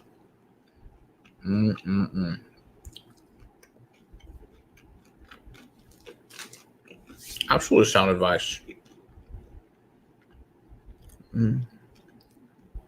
Oh, I don't blame you, Emily. I didn't figure you would. You just told me, yeah. They're just ripping you off left and right from what you've said. That's just crazy. Yeah, and I don't expect either one of those to move real fast, Wheels. Most markets, they don't. They're both really good, though. I mean, they maybe move 6 bottles every 6 months at most. They just don't move fast. Sounds delicious, Donald. It sounds really good.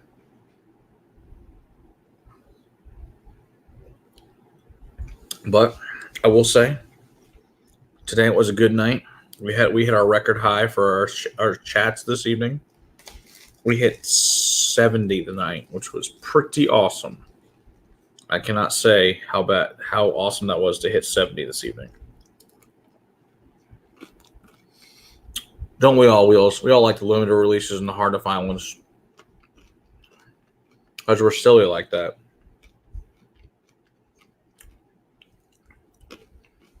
It'd be so easy. It was just stuff you could buy every day. But I think that's half. I think that's half the fun is the hunt. The hunt is the best. Oh, I don't need Yes, you do. I don't need a purse. Yes, you do. Here's 1. Here's 2. Oh. Here's 3. Oh, apparently now I'm getting purses. Very exciting. These are all your purses, Daddy. Oh, okay, honey. I don't need any purse, honey. Yes, you do. Honey, you really do. That's enough purses. I'm You good. give them back if you. You give them back after you go over. Oh, All Okay. of them, Daddy. all the purses? Okay. Thanks for the purses. All right, you can put them back now. Now I go Thanks. sell ice cream. Go sell some ice cream? Yes, I've Okay. to make it. And I don't get ice cream. I agree. Okay, Daddy? Mm-hmm. Oh, I get it. Wheels, you brought a magnificent bottle. Now I got magnificent That purses. 15-year, we were actually talking about it the other night at a tasting. What that about my 15-year cupcakes? They were- My purses. Delicious. Okay, bye-bye. That 15-year Oh, wait. Kentucky wait. Spirit, how freaking phenomenal that thing You was. forgot your other purses. Oh. Gold. Thanks. All right, thanks. Now you may go. Anyway, how good it was. Yes, networking, Emily, will get you a far way. No doubt about it. Yes, it is 70 degrees here, but apparently, you're right, Donald. Fashion Week, exactly. A varietal rye. Sounds good. Yeah, I'll have to get those samples. Maybe crack those tomorrow and check them out, Wheels, and let you know what I think. Good times, good times.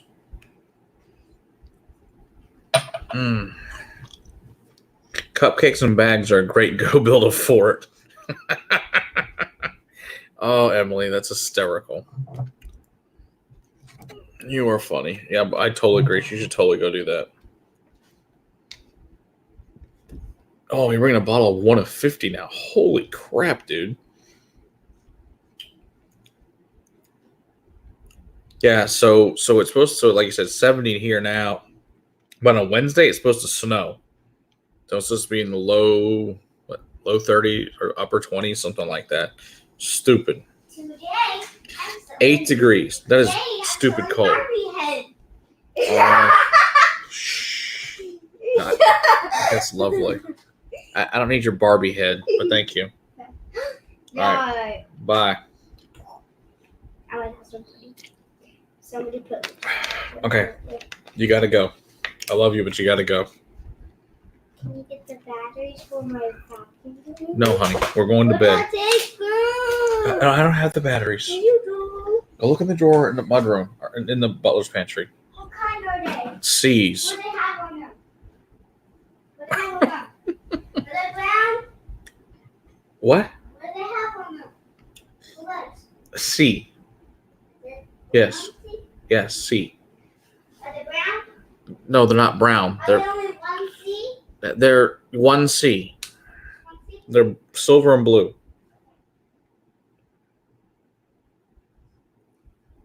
I do have one close here. Let me grab it. Oh. Let's see here. That's to move all the whiskey. This is the only problem with having long live streams is there's whiskey freaking everywhere. It's like, and where did the whiskey come from? It rose. It's all good. Let's see where there it is. Oh, come here. All right. Let's see. Oh, Richie, I try.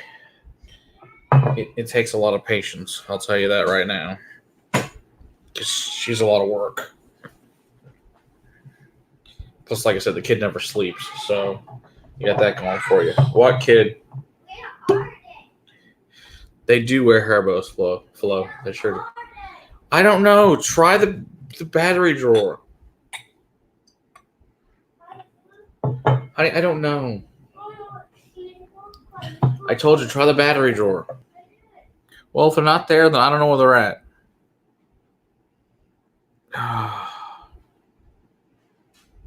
Yep, fall, Under Armour, and heavy coat. Yep.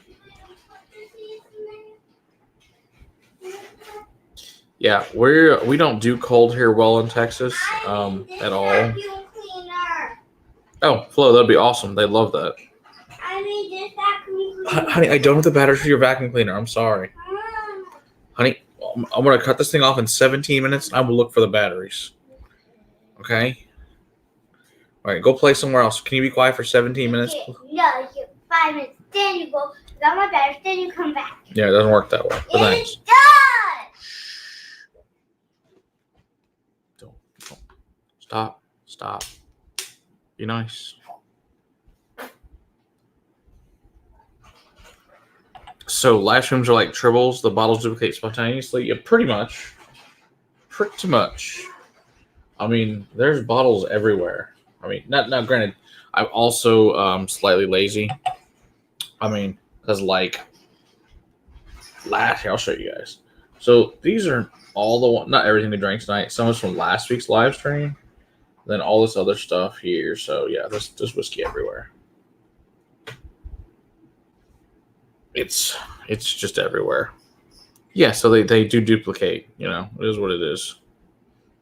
I was just the Blair Witch Project stuff. So yeah, I could see what you're saying. Bond villains in the making. Shh, you ain't kidding. Daddy, can I go get my jump rope from the garage? What? My jump rope. Your jump rope? Uh-huh. Why? Because I'm doing an episode course. Please don't hurt yourself. I want. All I do is jump over it. Okay. Or crawl. Okay. Simple. Okay. Now. Fine, go get it. Bye. I was trying to do the alarm off. Yours is already off. Daddy, the alarm off. I agree. It's on. It's on. Don't do it downstairs. Not right here. It's too loud.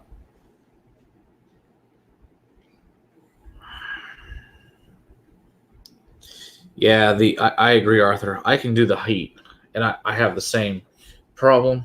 I enjoy the eating a lot. So my doctor yelled at me about that on Friday, that I must lose a lot of weight because, as I think I'll tell, I like to eat way too much. So he says I have to go on a weight loss diet. It is what it is. Better to be here and drink whiskey with you guys than be dead and fat. That's the nugget. But we'll get there. It's all good. You love Texas the summer, but prefer Alaska weather in the summer. I can't say I really blame you on that. My sister lives in Alaska. She was here for 3 weeks. That's one of the reasons behind a lot of stuff is she hadn't been here in a couple of years, so hung out with her for 3 weeks straight. So it is what it is. Drink more water is always a good choice. Definitely safer that way. You bought Richie, you bought the Powers John Lane. That's good stuff. I told you it was good, man. Yeah, that's the reason I got it is because of Donald. Yeah, it's good stuff. I'll totally agree. You can layer up a lot in the winter, but you can definitely only take off so much before you go to jail. Very true statement.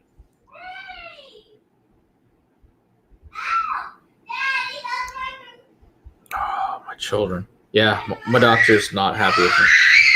Hold on.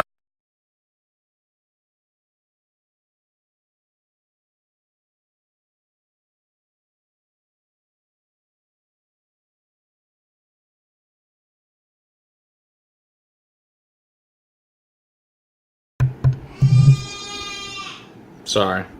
This is them going crazy. One kid went in the other kid's room and they're very angry. It's the way it goes. Yeah, I got told I need to eat fruit, like berries and meat, cheese, vegetables. That's about it. Thankfully, whiskey's still on the diet. He said that was okay. So good job, Doc. So we're in good shape there.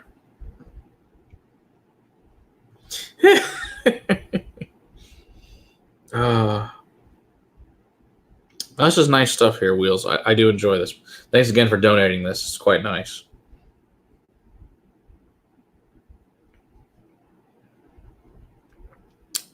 It's totally different than what I was expecting. So, but I do like it. I enjoy it. And before having you giving it to us, all place I'd ever seen it was on the Whiskey Wash, so I'd never tried it. So, exactly. Low carb. All right. Now, the beers I had on Saturday, not on the diet.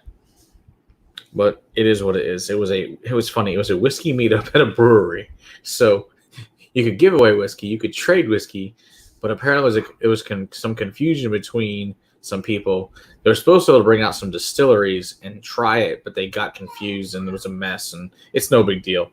They'll get it fixed next time. But it was fun. It was a really good time. It was at the Turning Point where we were in Bedford. It was awesome.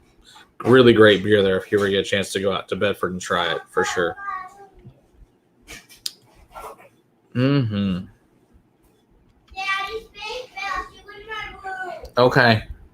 All right, go away. Hush. You have 11 minutes. Please be quiet. My job is currently mostly in front of a phone and computer, occasionally climbing step ladders to retrieve and deliver parts to mechanics. Hold on, I got a kid screaming.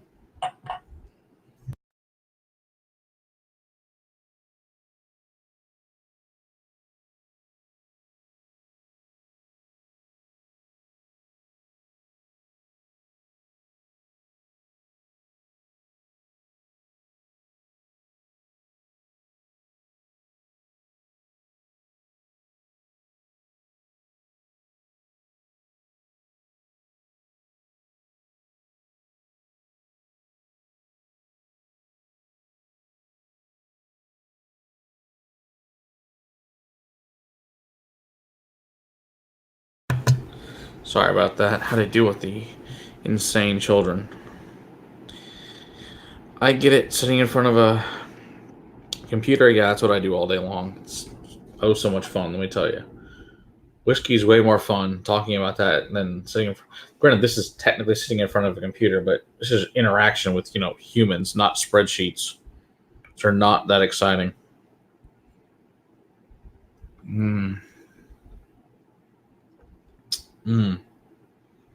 Good stuff. Can't go wrong with that. That's for sure. Oh, here's a whiskey you guys want to talk about. Let me grab this one over here. You guys probably never heard of this one. Let's see. I have no idea how easy or hard to get this one is. So grab it and talk about it. I don't even know how the hell to pronounce this properly. So this is, I'm guessing here, guys. Ock Avan. This is a Islay blended malt, aged 8 years. It's pretty tasty. So it's nice and peaty. Obviously, it's from Islay. I don't know which distilleries went into this. When I do some more research, I will let you guys know if I find out.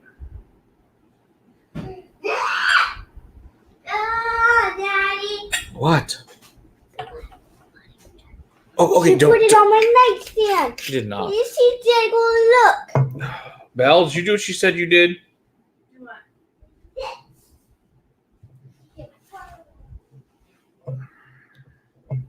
You better not have. Okay, so it's pretty nice and potent, peaty. The bacon's worn off.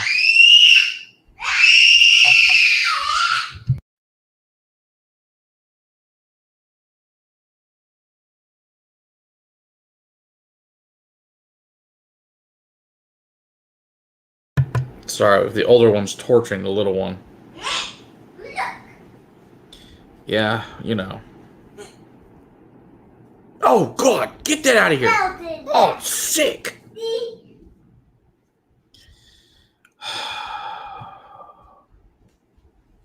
Oh, that was lovely. One kid showing the other kid other horrible things. I'm horrified at the moment.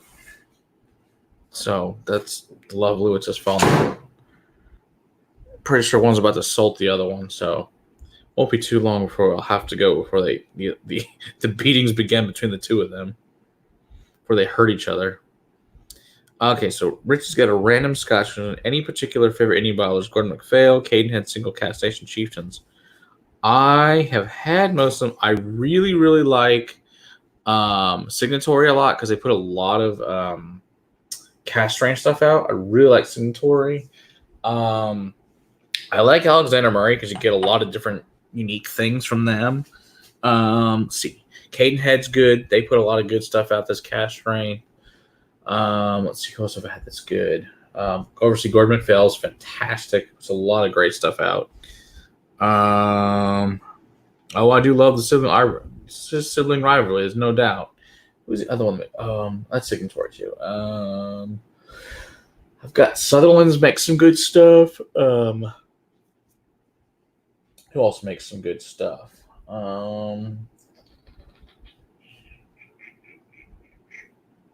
Yeah, there's quite a few good indie bottlers, but I think all of them. I haven't really had a bad indie bottler yet, to be real honest with you.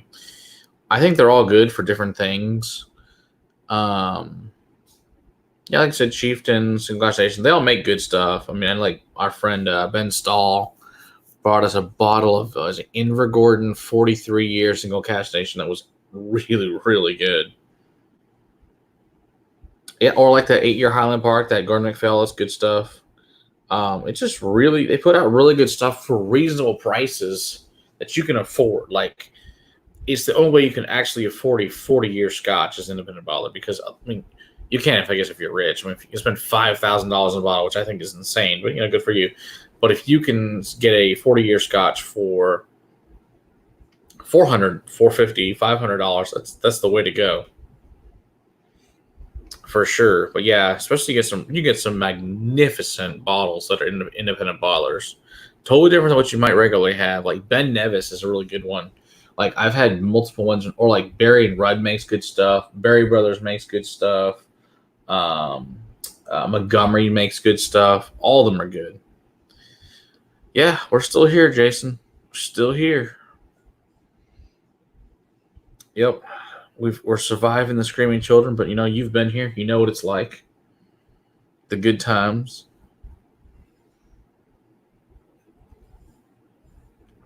But I don't think I've ever had a bad independent baller. I mean, I think if you were a bad independent baller, you'd probably be in business for a while. Probably didn't make it to the United States, to be real honest.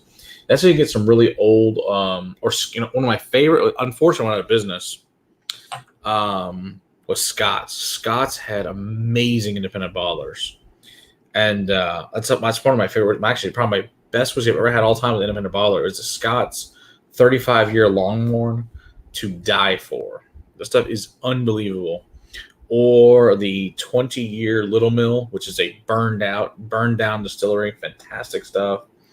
I've got a 20-year Bladnoch back when they shut down. I've got a 20-year Pulteney. From them, a 20-year Highland Park from them. Also, I have my brother's got a 20-year Auchentoshan from them that I've had that's really good. A 20-year Abelard. That's another 28 year. I've got something. What the heck do I have? Something else. I don't know. Several different Scots, ones that are really good. Yeah, that's right. That's exactly right, bud. But you knew the guy, the cashier at the grocery store. They heard my kid. I wouldn't be surprised.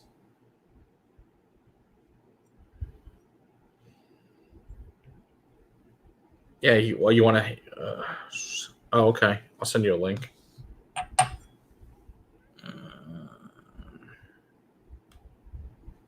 Copy.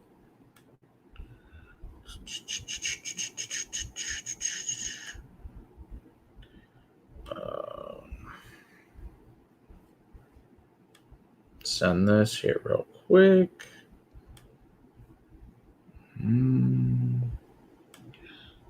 Compose. Pushing. You know, I like to push buttons, guys. I'm good at that.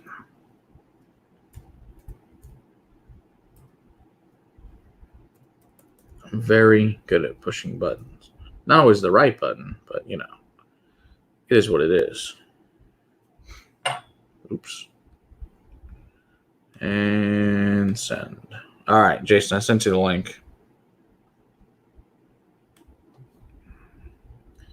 Close that. Close that. Close that. And wait.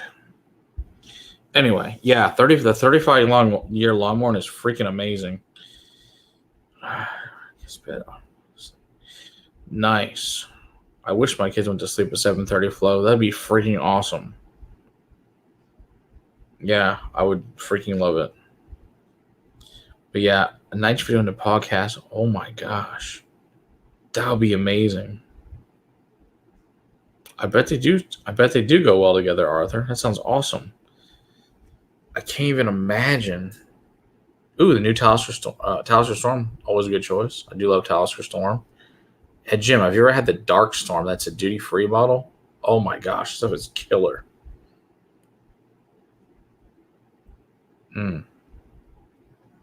Good stuff for sure.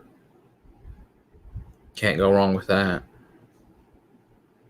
Good stuff.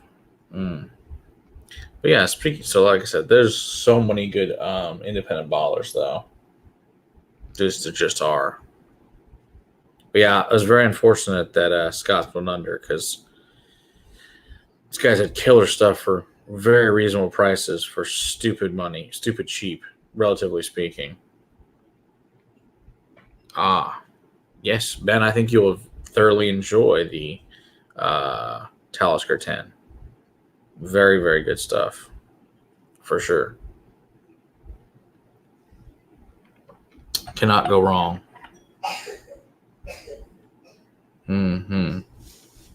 Yeah, I think that'll be good. I think if you're liking that, Storm's good. Storm's a reasonable price. I'm gonna grab Jason here. Storm's good. How's it going, Jason? Hey, what's up, man? Just hanging out here. I figured we did our top 5 for the night, then just drink away. Yeah, I was up. I was up editing, so I figured I'd jump on. So yeah, it's the never-ending editing. Yeah, pretty much. You always feel like you have it down to a science, but when you start doing different videos. Yeah, no doubt. Hey, Vegas Art, how's it going? Yeah, because thankfully I don't have to edit. William does all that stuff, and it's just like I got enough crap as it is going on. I don't know how you guys that have by yourselves on the channel. I don't know how you do it. I really don't. It's a constant. I'm back to doing about 3 videos a week now. Jeez. So it's constant. So what I do is I film 2 on Sunday, then I'll do 1 during the week at some point, and I just edit them. I try to do all my editing at once. It's crazy. Yeah, it takes forever to put. It's like every little 8-minute video you spend 6 hours on before you get it done. Between all the legwork up front and behind, it's crazy. Well, I wanted to show you this because I know you guys were talking a little Irish whiskey. Yeah, that's what you were talking about earlier. Yeah. This is the only single cask. Cool. Okay. Come on, battle. Right now. Come on. You know who that is. You said you would. Look who's on here. Who's that? Jason? Hi. You miss me? You're my battery now. Okay, no, I'm not getting the batteries right now. What you said you I'll get the would. batteries later. No, you said you Stop. All right. Stop biting me. All right, go. I love you, but you had to would. go. I said you have. Okay, we're not talking about batteries right now. You have. She has a vacuum cleaner. She wants these. Okay, I don't know where the C. Did you go look for the C Oh, you batteries? do it. I don't know where they're at. I don't know how you do it. Go look in the batteries. Said you would.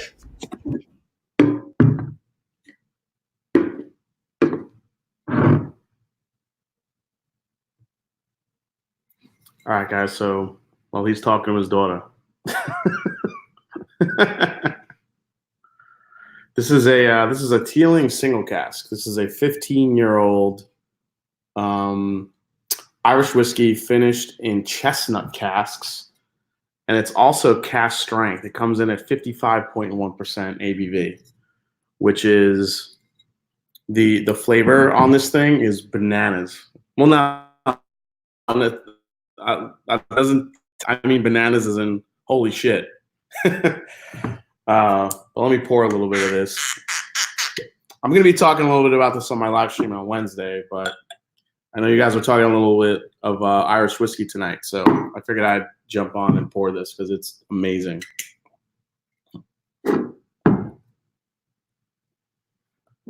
So Donald Rants in the chat, I was talking to him about this a little bit.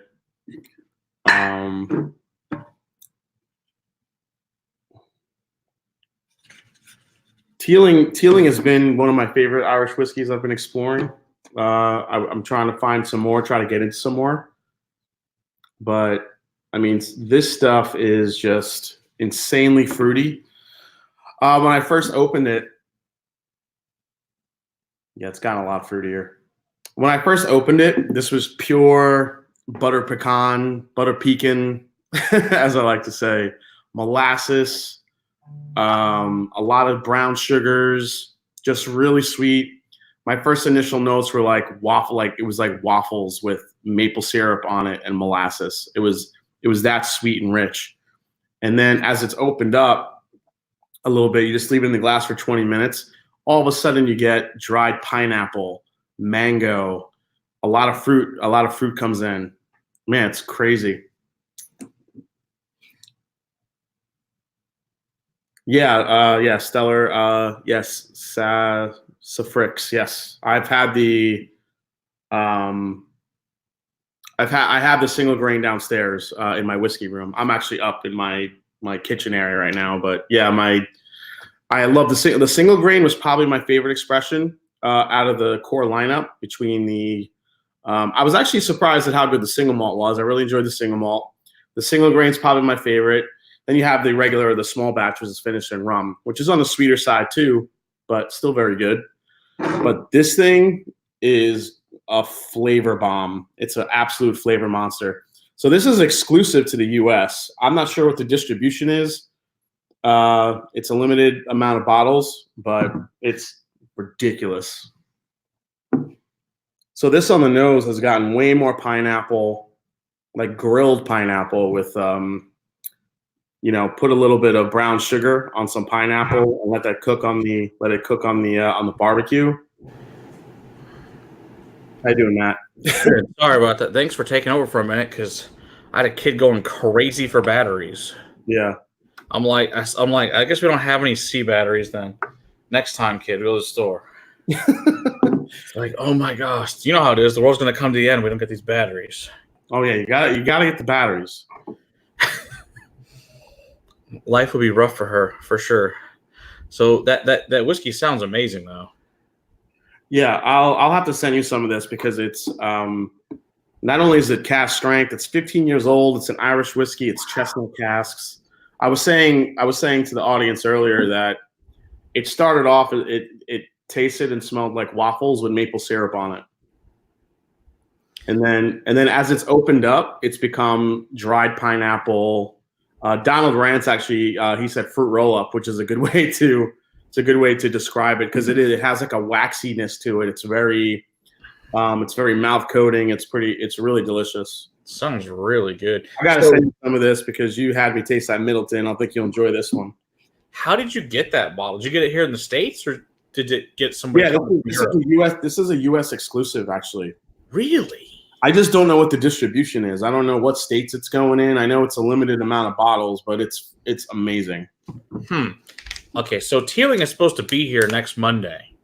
So I got to ask him to see if he can get us a bottle somehow magically before next Monday. Yeah, even if they can give you a sample, tell them to bring the single cask chestnut because it's ridiculous.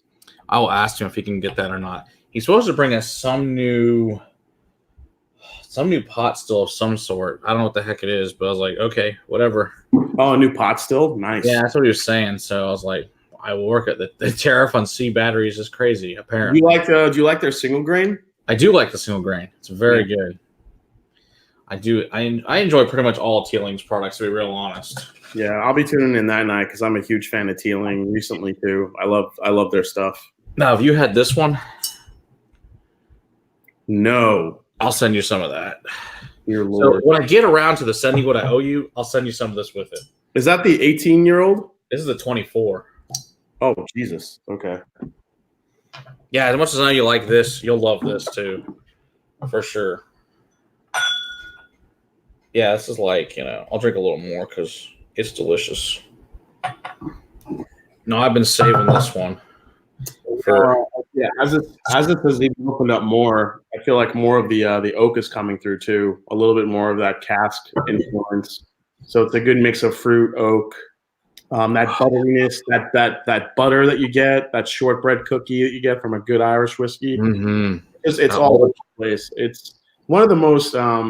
Besides that Middleton I tried at your house, it's one of the most complex ones I've had. Yeah, this one's like finally. When I initially opened it like a couple hours ago, it was good, but now they open for a couple hours. Holy crap! Those tropical fruits just jump out of the glass now. Yeah. So what is that 24-year-old aged in? Let's see here.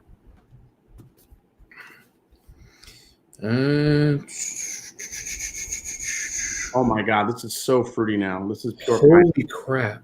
That's crazy. It's pure pineapple on the palate now. Okay. Oh, it's what it's finishing in. It's first in bourbon cask, then it's in Sauterne wine casks. Oh wow. There's only 1,000 bottles of this in the world. I saw that at a Total Wine in New York when I was there, and I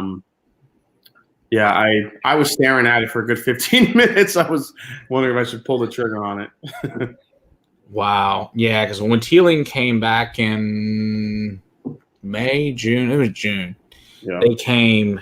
He brought up all that, and we drank a bunch of it that night. And then I was able to finally get one. Oh, this is amazing.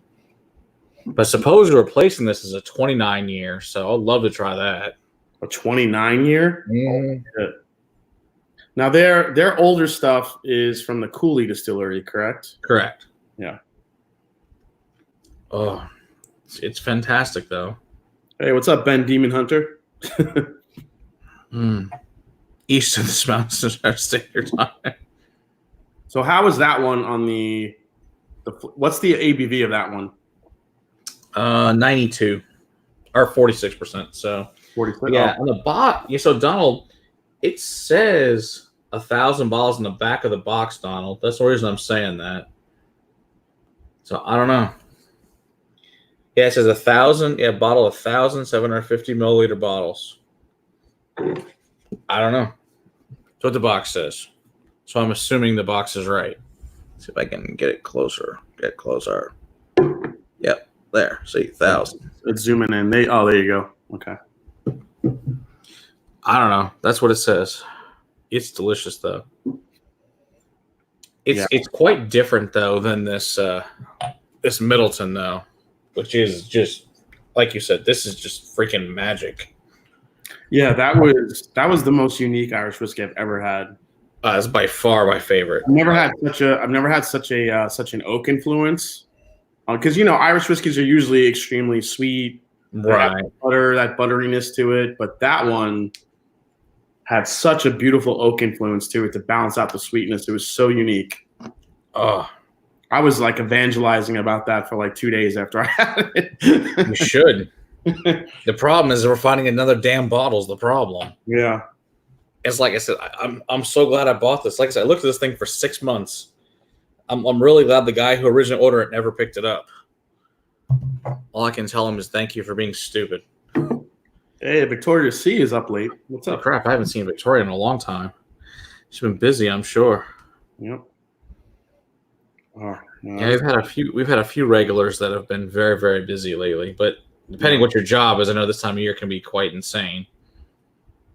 Yeah, my busy time where I travel a lot it comes up in March. So like between March and July is when I have to travel a lot. So yeah, this is when my year sucks. As an accountant, this is the worst part of the year by far. oh well, yeah, dude. I mean, everything's coming in now. Yeah, all of our year-end crap, all the taxes, all the other bullshit I do. Yeah, it's great fun.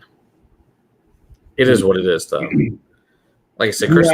Have you seen or had the Jameson's cold brew yet? Oh my God, you have it already?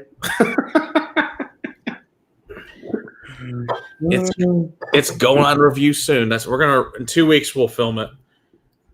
So it's actually pretty good.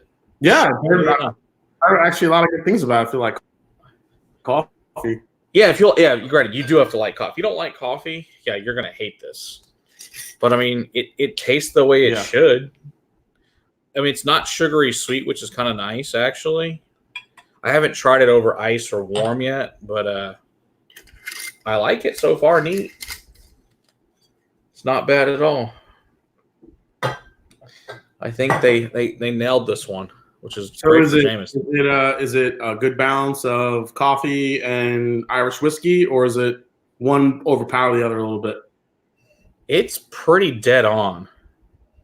I like this, that it's pretty balanced. It's not like real dominant one direction or the other.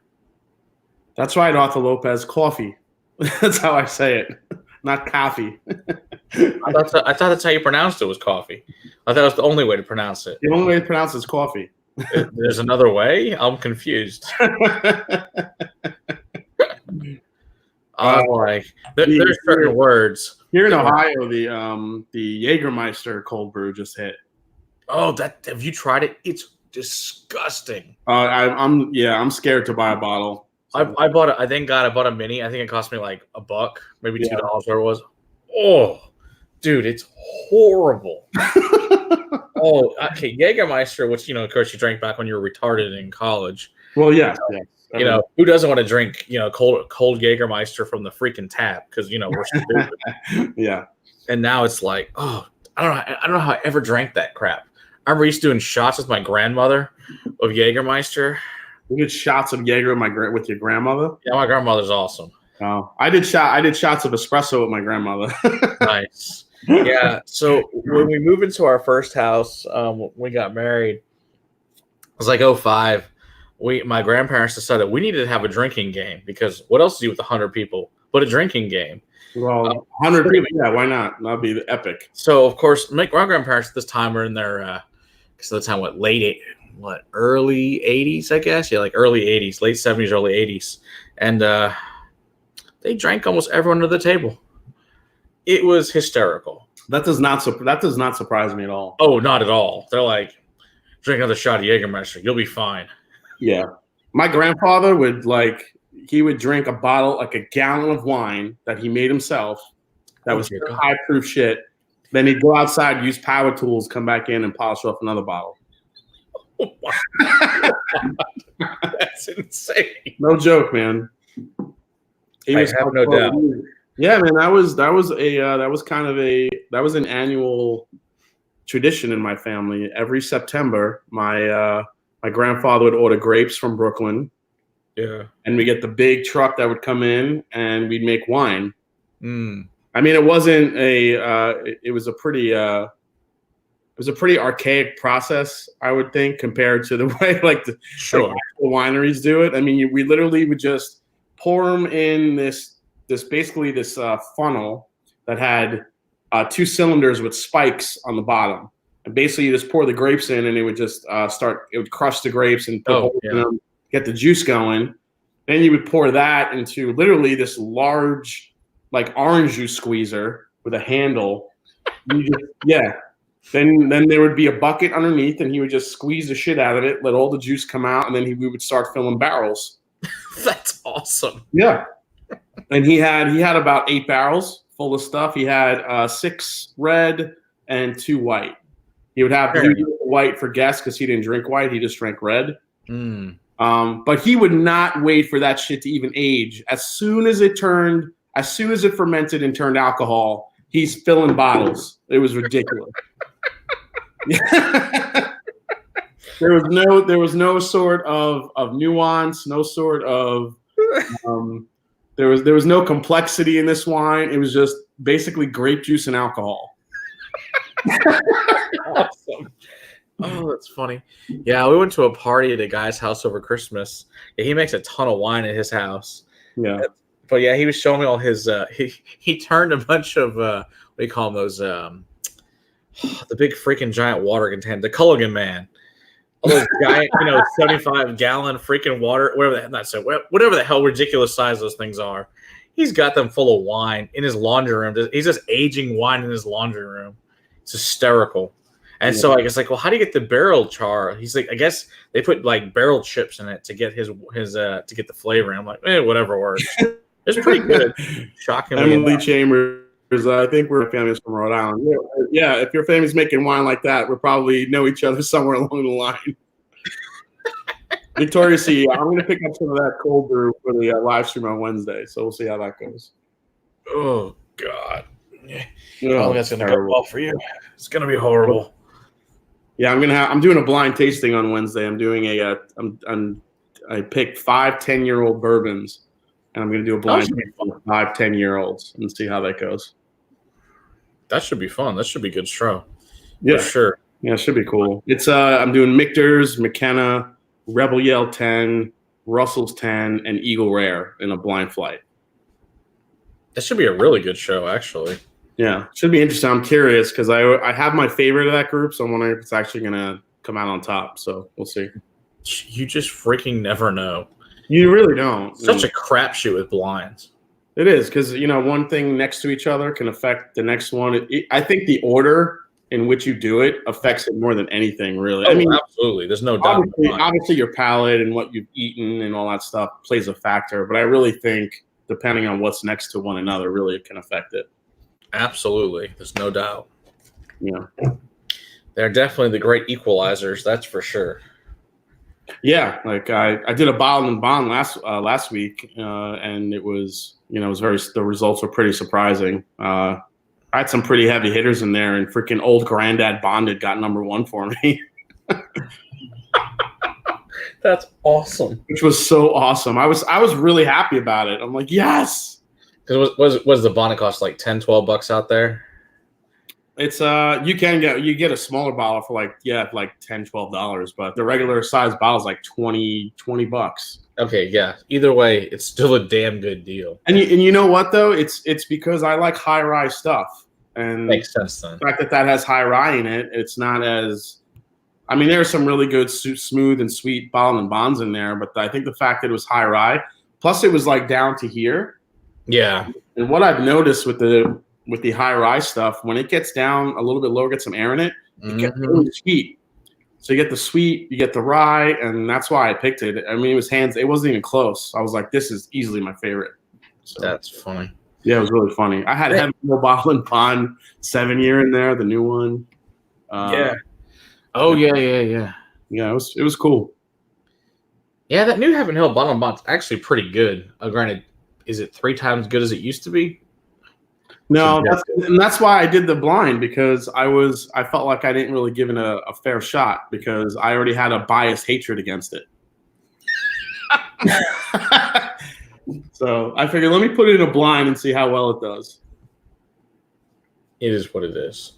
Well, I mean, there's I still like Early Times is really good. They're Ball and Bond. Yeah. I like the Dant and I like the JTS Brown, but that Tom Moore, that shit's still really good. Oh, I gotta try that because the JTS Brown came last for me in that blind. Okay, interesting. Yeah, I got to do cheap jug plastic Yeah, yeah. bottle and bond. See what's the best. So you did your top favorites tonight. What were your? Did you have any disappointments or surprises this year, or last year, I should say? Well, besides obviously the White Walker sucking hard. Well, yeah. Not that I guess I'm not surprised. I thought it would actually be better than it was. What about That really the was disappointing. Woodford Weeded was the big surprise for me. I didn't think it was going to be that good. Yeah, you just never know. I mean, there's certain things. That Woodford rye or chocolate malted rye was interesting. I still can't decide whether I like it or not. I just think it's a fun. That happened to me a good amount, and I concluded I did not like it because the more air that got in it, the more bitter it got. Yeah, it's just weird. I think I'm going to try to give away most of that bottle. The funny thing is, I think I was disappointed in it because I was lucky. I got really lucky, and I got to try that stuff actually right out of the barrel at Cask Strength. Oh, that's interesting. How was that at Cask Strength? Yeah, so for me at Cask Strength, it was amazing. So when I tried it, proof down to 90.4, like disappointing. I'm like, no, what did you do? I was so mad. And you would think for what it costs, it should be Cask Strength. It's bullshit that it's at 90.4. That was my biggest gripe. That's what I said in the video that I made. I'm like, if you're gonna make this Master's Collection charge 100, you got to be at least 100 proof, at least. It's absurd that it's not. To give it more. I mean, Jesus, please. We're paying $130 for it. It's got to be Cask Strength or at least 100 proof and non-chill filter it, for God's sake. For real. Yeah, that's another point. It's ridiculous how stupid that is. I mean, yeah, at Cask Strength, right out of the barrel, that stuff was, I'm not really like, it was different. It wasn't so much sweet as it was just a flavor bomb. That chocolate rye that was in there just really gave it a really unique flavor, and that with the oak and Woodford uses a mix of Old Forester column still and also their pot still that they combine to make their bourbon. So it just had such a good flavor to it, and I think because I'm wondering if I didn't have it out of the barrel, how it would have, if I would have felt differently about it. Probably. Well, it's kind of like Arthur says, he thought it'd be like the Balcones rye Cask Strength or just the regular rye, which I agree. It's what I was hoping it would be like, and it's just not. Yeah. I mean, it's just, Victoria C is asking, how many bottles have you bought so far in 2020? Actually, for me, oh, well, yeah, maybe not. I was going to say not that many, but I'm like, no, that's not true. We've actually gotten several in the mail, which has been me too. I mean, I got this mailed to me from someone who found one, and I'm like, yeah. Cool. I got the Bellmead Brandy Cask in Tennessee. Oh, nice. That's really interesting stuff. That's like a perfect cigar whiskey, perfect cigar bourbon. Awesome. Yeah, I got my Weller foolproof picks. Yeah, I mean, they came in finally. Awesome. Yeah, they finally came in. I bought a few. I'll send you a sample along with the Teeling. But yeah, it's I bought a few bottles I think already. So I would probably say anywhere from 10 to 15 already in 2020. It's just part of the deal. It is. You just see shit. Exactly. It's just what I'm afraid of is with Scotch more than anything. I'm terrified of the prices are going to go to on a lot of this stuff. Listen, it already happened in New York. My 2 stores that I shop at. But it's interesting though the different strategies they have, because some of them are upping the price, and some of them are the 2 stores have 2 totally different strategies. One of them is upping the price and just seeing what happens. The other one is keeping the prices the same, but they're raising the prices of other stuff to mitigate the cost, to mitigate the margin. So they're trying to make up the margin in other ways rather than. Interesting. Yeah. So yeah, it'd be interesting. Yeah, that would be very different. I guess we just see how that turns out in the long run. Yeah, some things have gone just stupid. I've seen some stuff jump like $100 or more. I'm like, what the fuck? Holy It's shit, not really? 25%, guys. This is absurd. Wow. Or it's on bottles that are old. I'm like, okay, well that bottle's been there for like 3 years. Well, why did the prices go up by like $40? It's just That's crazy. I mean, most of the stuff in New York that I saw went up about. She said most of it went up. The average is about $25 for everything. that's crazy. Yeah, some went up more, but most of it was about $20 to $25. So the other store, the stuff that sells good, like some of the vodkas, some of the other bourbons, they've inched the prices up on that to try to keep the Scotch prices down. And people, so far from what I've heard from them, they said that it's actually going pretty well. People are still, but again, that's a store where most of their scotches that they sell is kind of a bonus for them. I guess in the area that they are, it's not a big Scotch, crowd. Okay. But Yeah, that makes a big difference. If most of your drinkers are drinking vodka and you raise the price of Scotch, you're never going to sell any of it. yeah, exactly. That's just crazy. And the thing is, it only matters if it's new stuff. Anything that's on your shelf is not like that has to have the tax on it. It's only shit you get new from the distributor. So it's like, how can a 2017 bottle have a freaking 25% tariff on it? That's bullshit. I'm like, no, it did not. This is ridiculous. Yeah. I'm like, it's about for 3 years. You're saying anything bottled 2019 and beyond should have the tariff and nothing else? Hell yeah. And it should only be if it was bottled after the freaking tariff went. If it was at November, 1st, I think. If it's prior to that, it's bullshit. That shit was already here. It's like, stop lying. You're just ripping us off. It's not like they got charged that. They're just screwing over their customers. I'm like, you're an asshole. It's a place that means you no longer need to shop there. But I do wonder if more people will turn to blends or just other countries for their single, or even simply more American single malt. Yeah. I just don't know. The problem is, I mean, some of the Indian stuff tastes like Scotch, but it's still not Scotch. It's true. You can't replace it. I mean, the Amrut stuff is a single malt, but yeah, it definitely has a different flavor profile than a Scotland product. Well, the next question is, do you end up with a big black market for Scotch? I don't know. If it gets... That's a good question. I don't know. Well, I mean, but if people are buying it unless they're unloading older bottles, that they have like bunkered, because if you're buying it at a tariff price, I mean, I don't think they're going to sell it at a cheaper price, but... That's true. Yeah, it has to be older stuff. You're right. Yeah. Or does it just fall off the back of a truck? Well, that too. Yeah. I'm thinking that's probably more it fell off the back of the truck type. Yeah. Donald Rance is saying even Irish single malts are subject to tariffs now. Yeah, that's crazy. Which blows. It sucks, man. Which is stupid because they're not part of the UK. Yeah, I mean, some of them have hit here in Ohio. Macallan has gone up crazy prices. Yeah, Macallan is, to me, they're almost screwing themselves. The Macallan 12 now in Ohio, it's like $75. It's not even remotely worth $75. Dude, you don't got to tell me that. It's barely worth $50, let alone $75. Yeah, I couldn't believe it. It was nuts. I was like, "Are you serious?" He's like, "Yeah." He's like, "It's crazy." So he's like, "We had trouble moving it to begin with. Now it's never going to move off the shelf." Yeah.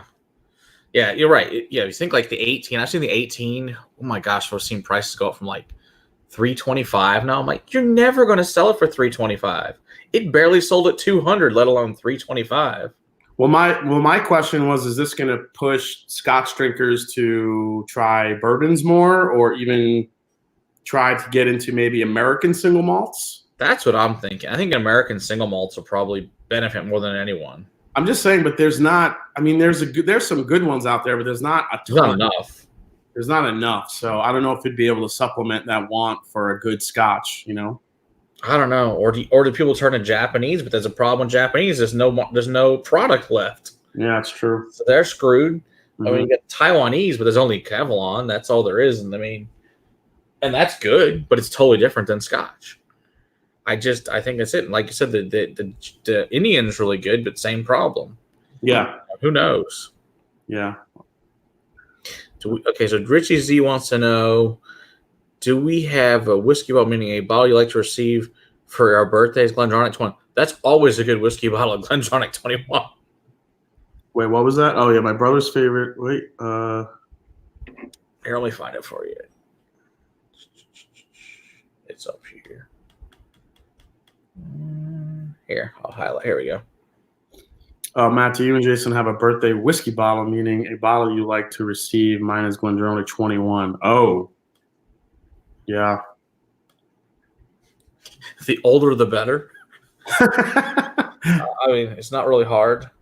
I mean, I think the goal. I got a bottle for my birthday a couple of years ago. I got a bottle of what do you call it? I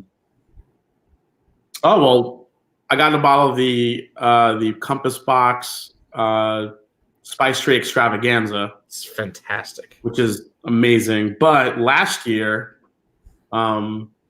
because of you, actually, I wanted to bring this up to you earlier.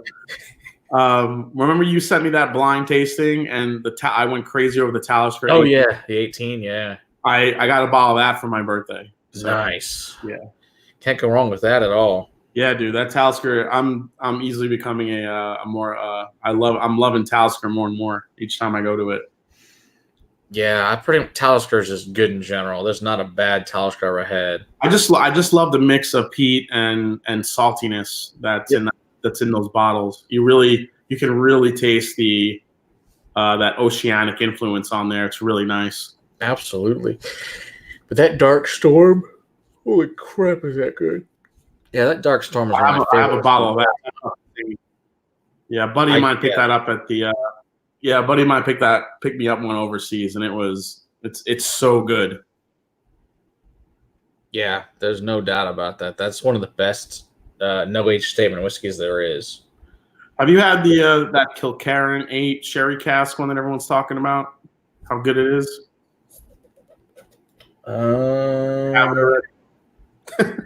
See, the 8-year. I have the 8-year cask strength, but I don't think it's the sherry cask. But yeah, apparently Roy blew that sucker up. Yeah, I mean, Roy, Alan, Whiskey Friend, the Scotch gummies, all of them tasted that stuff and were like blown away. Yeah, I mean, Kilkerran's good stuff. I mean, don't get me wrong, but I haven't had that particular one, unfortunately. I haven't seen that one anywhere. I don't think it's come. Kilkerran seems to come here late, but Campbelltown in general comes here late. Yeah, the regular Kilkerran is here in Ohio, but I haven't seen the sherry one yet. Yeah, there's only one store that I know even carries Kilkerran, and it's really, really good, but it's hard to find. I love that 8-year cask. I love that young Pete, man. Just nailed it. Good. Just kicks you in the nuts. It's awesome. It is, no doubt. It's great stuff. Yeah, I think I only have 5 different Kilkerrans, something like that. Yeah. One of the lower ones I don't have that many of. But, it is what it is. Let's see here. There's some fighting words in the chat. Ugadale blows log 16 out of the water. Cask sherry finished. Have you heard of the Kennedy, Edinburgh, or B County? I don't know what he's referring to. I don't know. Yeah, the Game of Thrones Talisker was good. I think the other Taliskers are better, but it's not. It's a decent whiskey. It's not. It was one of the better ones from that lineup. Definitely. Probably one of my more of the favorites in there. There wasn't many that. I mean, the Clynelish, the Lagavulin, the Talisker, even the Dalwhinnie I enjoyed. Yeah. I don't think there's anything that were bad whiskeys. Most of them were just meh. Yeah. But for the price, if you were trying to get into Scotch, they were good. But the one that I think was disappointing more than anything in reality, this is one of the most disappointing whiskeys from last year, was the Royal Lochnagar 12-year from the Game of Thrones. Oh, that thing was shit.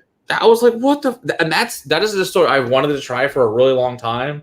That's my first time to try it. And I'm like, this blows. Yeah, there was no I'm like, why is this like so flavorless? My goodness.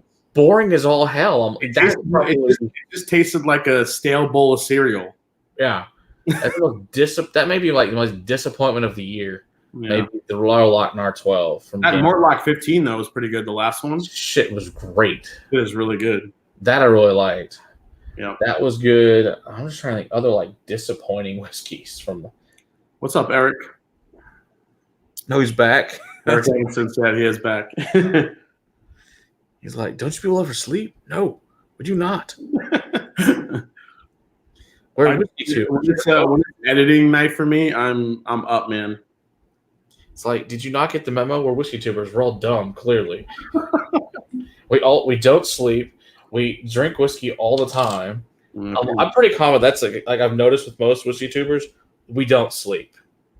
That's like I don't. Like tomorrow, I'll be filming and editing and again, and then hopefully that'll be it for like. I try to do it 2 nights a week, Mondays and Tuesdays. I'm up filming and editing, and I have it every week until next week. So, yeah, it is what it is. Eric Evanson, I'm drinking a Teeling whiskey chestnut cask special release at cask strength. It's amazing. Sounds great. It's dried fruit in a glass. Sugary, sweet, buttery. Disappointed. I'm trying to think of some of my other disappointing ones. I was disappointed in Rhetoric 25 bourbon. Yeah, for the money, they feel like got mine as a donation. Thank God. Yeah, for the money and the proof point, that one hurt a little bit. I was expecting like this waft of flavor for a 25-year-old, and it just was so thin on the palate. They just watered it down too much, I think. Yeah, to bring it down to, I think, 94, I think to 90.4 on that one, or 90.2, something like that on that one. I think the Old Blowhard's significantly better. Yeah, I enjoyed than the Rhetoric 25. I enjoyed the older Rhetorics more. I had high hopes for that 25. It just didn't translate. Yeah, I agree. I think the 22 is my favorite of them. ABV on this, Eric, is 55.1%. What else was not great? Oh, I didn't think that La Santa changing by 2 years was that big of an improvement either on Glenmorangie. Oh, you know what? I heard good things about the Quinta Rubin. I haven't had a chance to try it, though. I heard that one was kind of the best of the rebranding. But it's not as good as I guess, or maybe it's partly you've heard it was going to be like a really, really great big difference. And I was like, meh. Yeah. It wasn't. Not for me, at least. Oh, okay. Well, that makes sense. I mean, you try some of these the port finish stuff, and I don't know. Port finish, but yeah, it is what it is. The La Santa is finished in what? I don't remember. That's a sherry cask. That's a sherry cask. Okay. Yeah, and Cuchin Raban is port, and I do like. Of course, granted, Signet is a different story. That thing is freaking magic. I love the Signet. That's that's harder to get nowadays too. Is the Signet? Oh yeah, the Signet. Yeah, I have to grab a bottle of that one before that goes up here in Ohio. For real. I think that's gonna be this big rush of people to get all this like pre-tariff pricing, and that shit's just gonna sit. And I think a lot of your blends, are going to go up in not so much price, but as in people buying them. Yeah, I wonder if because Johnny Walker, love it or hate it, always sells really well, and I'm wondering if people are going to be a mad dash for that too. Mm-hmm. Oh, there's a good point that Brett makes about 13-year-old Scout with the Dickel juice. It was fine, but the freaking one that was the old one that was made with MGP was magical. And that one was not. It wasn't bad. It just wasn't great. Wow. Or freaking Dickel 13-year bottled and bond in general. That was disappointing for me. I realized that one whiskey of the year. I realized for what it is for the money, it's great. Blah blah blah. But yeah, was not a great whiskey for me. Yeah. Hey Eric, he said he just got the ECBP C919 in last week. Awesome, man. It's so good. That's my favorite. That was my whiskey. That was my bourbon. My, what do you call it? The kind of available bourbon of the year. Very nice. I love the C919. I mean, I could easily switch it out depending on what's the mood in with the Stag Junior Batch 12 too. Yeah, that thing was freaking kick ass. You're so, everyone. I've gotten more questions about those two bottles in the last like 2 weeks. So like, hey, Batch 12 or C919, which one do you like better? Both. They are two completely different flavor profiles. It depends what you like. I think if you like oak, you like a little bit of peanut, you like vanilla, brown sugars, a little bit of cherry, then Elijah Craig. If you just want pure candy and intense vanillas and caramels and, again, more cherry, then Stag Junior. So, yeah. Just Buffalo Trace Oak and Heaven Hill Oak and the yeast strains just are completely different. It just they don't taste anything remotely the same at all. Yeah, it just depends what you like. It's just a matter of preference. There's no you win either way. Doesn't matter. Yeah, either way, you can't go wrong. Yeah, that I'll say for sure. See, Richie Z wants to know, what do we like, the Glenmorangie, the Signet, the Tunsil, or the old Sonalata PX? I haven't had the last one there. Yeah. Wow. I really like the Milson a lot. You had the Milson that's in the candy cane stripe box. It's like all candied. Oh, I have seen that one. I haven't tasted it though. Freaking awesome. Yeah, I like that one a lot. I also like the Astor's really, really good. That 105 proof one. Mm-hmm. That one was delicious. Oh, the Astar. I have had that. That was good. Yeah. That one was good. That was a good release. That was the one with they sourced the oak from like somewhere in the Ozarks, right? Yep. Mm-hmm. Sourced like a special section of trees to make the oak for that. Exactly. I thought that made it really interesting. It was one of the spicier scotches I've had from Glenmore. So yeah, it was it was very spicy, but it was really good. I love that whiskey. But their special releases generally are good. It's just sometimes weird. Like Spios was good, the rye finish. The hell's the one they did last year? It was the Wild Yeast. I can't remember the name of it. It was interesting. Yeah, most of them are good. I can't really say. I like Glenmorangie in general, so works for me. The 18 years good stuff. I would like to get into Glenlivet more, but just their ABVs are always so low. True. Now, there's a series Glenlivet did called the Pullman Car series. You ever tried those? No, that was probably before my Scotch time. Dude, these things are some of the most rare stuff Glenlivet ever put out. I've got the whole series, but one of them they made 300 bottles of, and the other two, one was like 550, and the other one was like almost 600 bottles. Wow. They're all cast strength. One's an 18 year and two are 14 years, all cast strength, named for the old Pullman cars, the old luxury train system. And they are freaking out of this world good. Oh, man. And they're just stupid good, but I got really lucky and found all three of them. And I've only opened up one of them, the Water, which is the rarest one, which is the Waterman series. Wow, man, that's awesome. And it's like they made 321 bottles of that. Oh my gosh, it's freaking awesome. It comes in at like 59%, something like that. So, Eric, yeah, I have a bunch of Henry McKenna bottled and bond bottles. Yep, I stocked up on those before I knew the price was going up. Yes, I have several of them. I think I'm good for probably a very, very long time. Yeah, me too. Good on that. Good on Blanton's. I'm good. Actually, that Henry McKenna will be in my blind tasting on Wednesday. So. Oh, good. Yeah, that'll be good. Yeah, I like this. It's funny. I went to a raffle, and they're like, we have McKenna 10 in the raffle. I'm like, it doesn't belong in the raffle. Yeah. I'm like, there's a lot of weird things in the Ohio raffle. They had 1792 sweet wheat in the raffle. What? Just so weird. Wheat. I mean, it's allocated, but it doesn't belong in a raffle. Yeah, it was so weird, man. Just really weird stuff. But apparently the Weller, because Ohio is the state of Weller now. Oh, so we've all heard. As everyone knows, between Special Reserve and Antique, apparently we're going to start getting the Weller Foolproof at some point. Dude, that's awesome. like the regular release. But I don't know if that's actually going to happen. We'll see. Yeah, that would Probably be gonna cool. be- everyone's already bad enough with waiting online at some of these stores. So The Nadura gets the peated Nadura. That's what I think. I like oh, that. yeah, you know what? The Pete and Nadura from Glenlivet was actually pretty good. It was really good. Yeah. What's the one? The 16 year is weird as hell.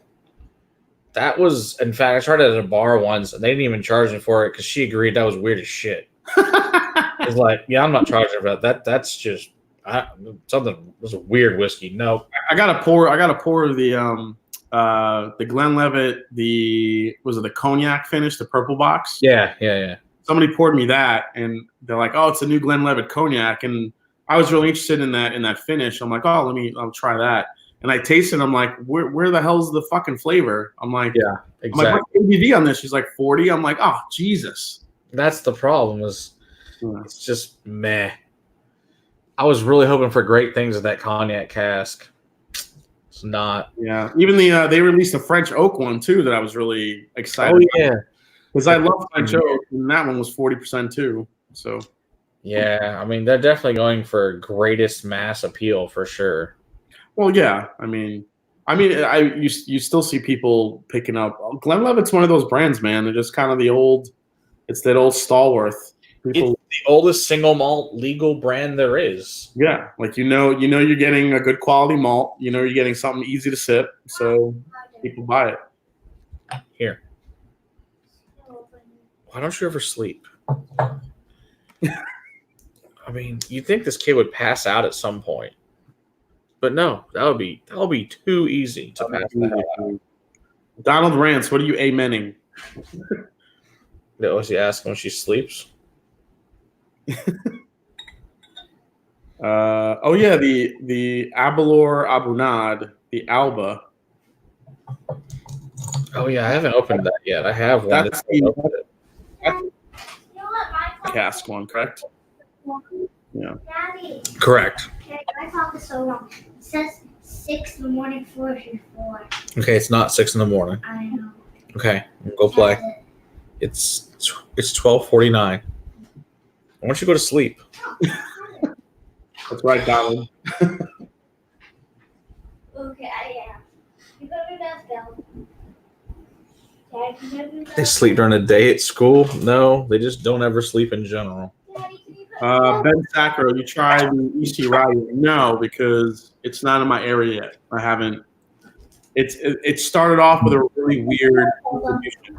So You put me it started off in with Washington State, Georgia, a couple of other states. Nowhere near I am. I have a cousin that lives in Georgia. She's trying to find one for me to try it, but I heard really good things about it so far. Yeah, it sounded good from what its bourbonite said on it. It sounded really good. Yeah, they said they got a blueberry note. At least I did. All right, hold on. I gotta go put this one to bed. I'll be right back. All right, man. Yeah, it's Bourbon Night did their review on it, and I could see how Sarah might have gotten a blueberry note. I've only gotten that note on a couple of ryes. Sagamore Spirit, the cask strength, I got a blueberry note on that one. And I forgot what the other rye was. Might have been the Kentucky Owl, for like batch one, where I got like a slight blueberry note. But if the Elijah Craig rye, the small batch, has that note on it, and it's 30, low $30, they're gonna have something pretty good there. They just need to. I just can't stand the distribution lately, man. Drives me nuts. Yeah, between the Elijah Craig rye, the new Elijah Craig small batch rye, Larceny full proof or Larceny barrel proof, the first release of Elijah Craig barrel proof, the A120. Those are probably the three I'm looking for now. Some of the other ones that I'm on the hunt for aren't going to be out for a little bit. I don't know if you guys caught my stream with I did a stream with David Jennings on my Patreon page, Rare Bird 101. So any of you guys that are looking forward to the Rare Breed rye from Wild Turkey, that was supposed to launch first quarter 2020. but it looks like it's going to be pushed to second quarter 2020.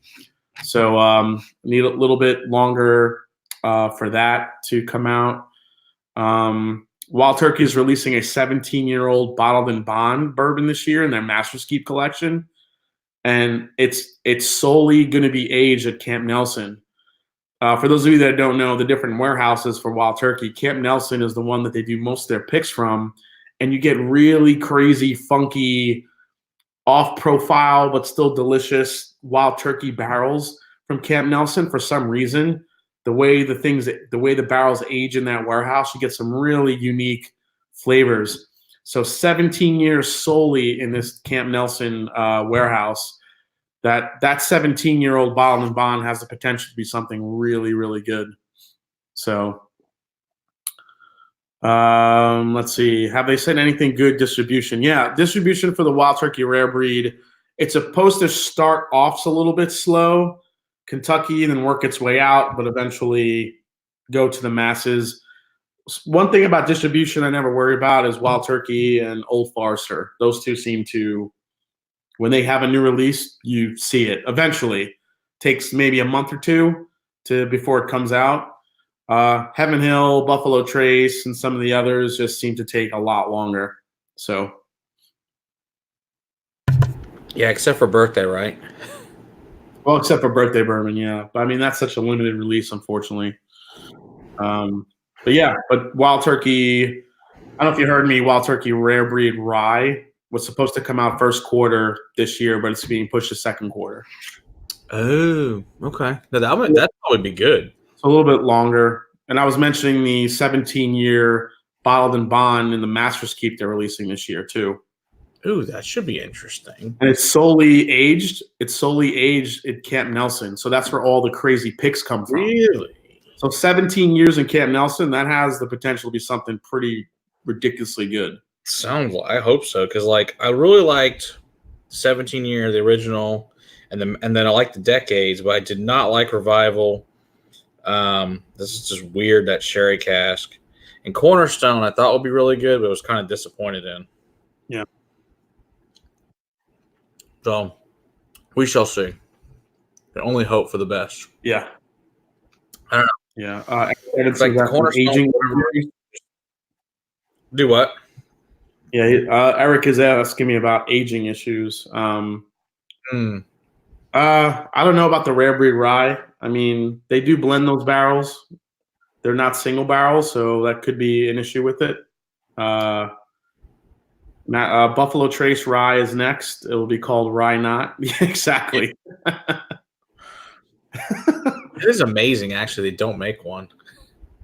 Well, they have the only rye they really have is they have the Colonel Taylor rye. Well, that's true. So, and I guess even that rye is very unique, and I feel like it's a little underrated because everyone's always chasing after the regular Colonel Taylor, the small batch, single barrel, and the barrel proof. Right. Rye is never really talked about. It's a little bit of a different type of rye. True. Off profile than a normal Kentucky rye, but I think it's pretty good. It's pretty good rye. It's not bad. There's just a lot of other ryes I'd drink over that one. Agree. Yeah. I mean, I guess it's not owned by Buffalo Trace, but you got like Baby Saz and all that's the Sazerac products. They got the Baby Saz. They got the they have the the Handy, but you don't really see those. The regular Sazerac from Buffalo Trace, but yeah. Right. But like here, Baby Saz is a solid rye, but it's not. I would love to see Buffalo Trace do like a 6 or 7 year old rye that's non-chill filtered. That would be nice. Like 100, 110 proof. That'd be awesome. Yeah, then they'd probably allocate the hell out of it. And well, yeah, nobody would ever see it, of course. No, of course, because that's what Buffalo Trace does with a little weird ass distribution. Yeah, and Ben's right. It would be called Rye Not. So pretty much. Yeah, I'd probably agree with that. That's a valid point. It is what it is. It's rye. Yeah, it's good. I like obviously rye a lot. Unfortunately, there's just not that many highly allocated ones that are worth getting. Yeah. Richie Z is asking on Master's Keep bottles, Camp Nelson barrels. This 17-year bottle and bond is going to be, not all of them are. The Master's Keep Cornerstone, the rye, those came from, I don't remember which warehouse offhand, but it wasn't Camp Nelson. Where did I see that? Oh, yeah, because Emily, why is the Wild Turkey 101 rye so hard to find? It's a great question. That is a good question. Well, so what I'll tell you, Emily, is that Wild Turkey 101 rye went away for a little while. They weren't. I don't want to say it went away. I want to say they just kind of backed off production on it. I think.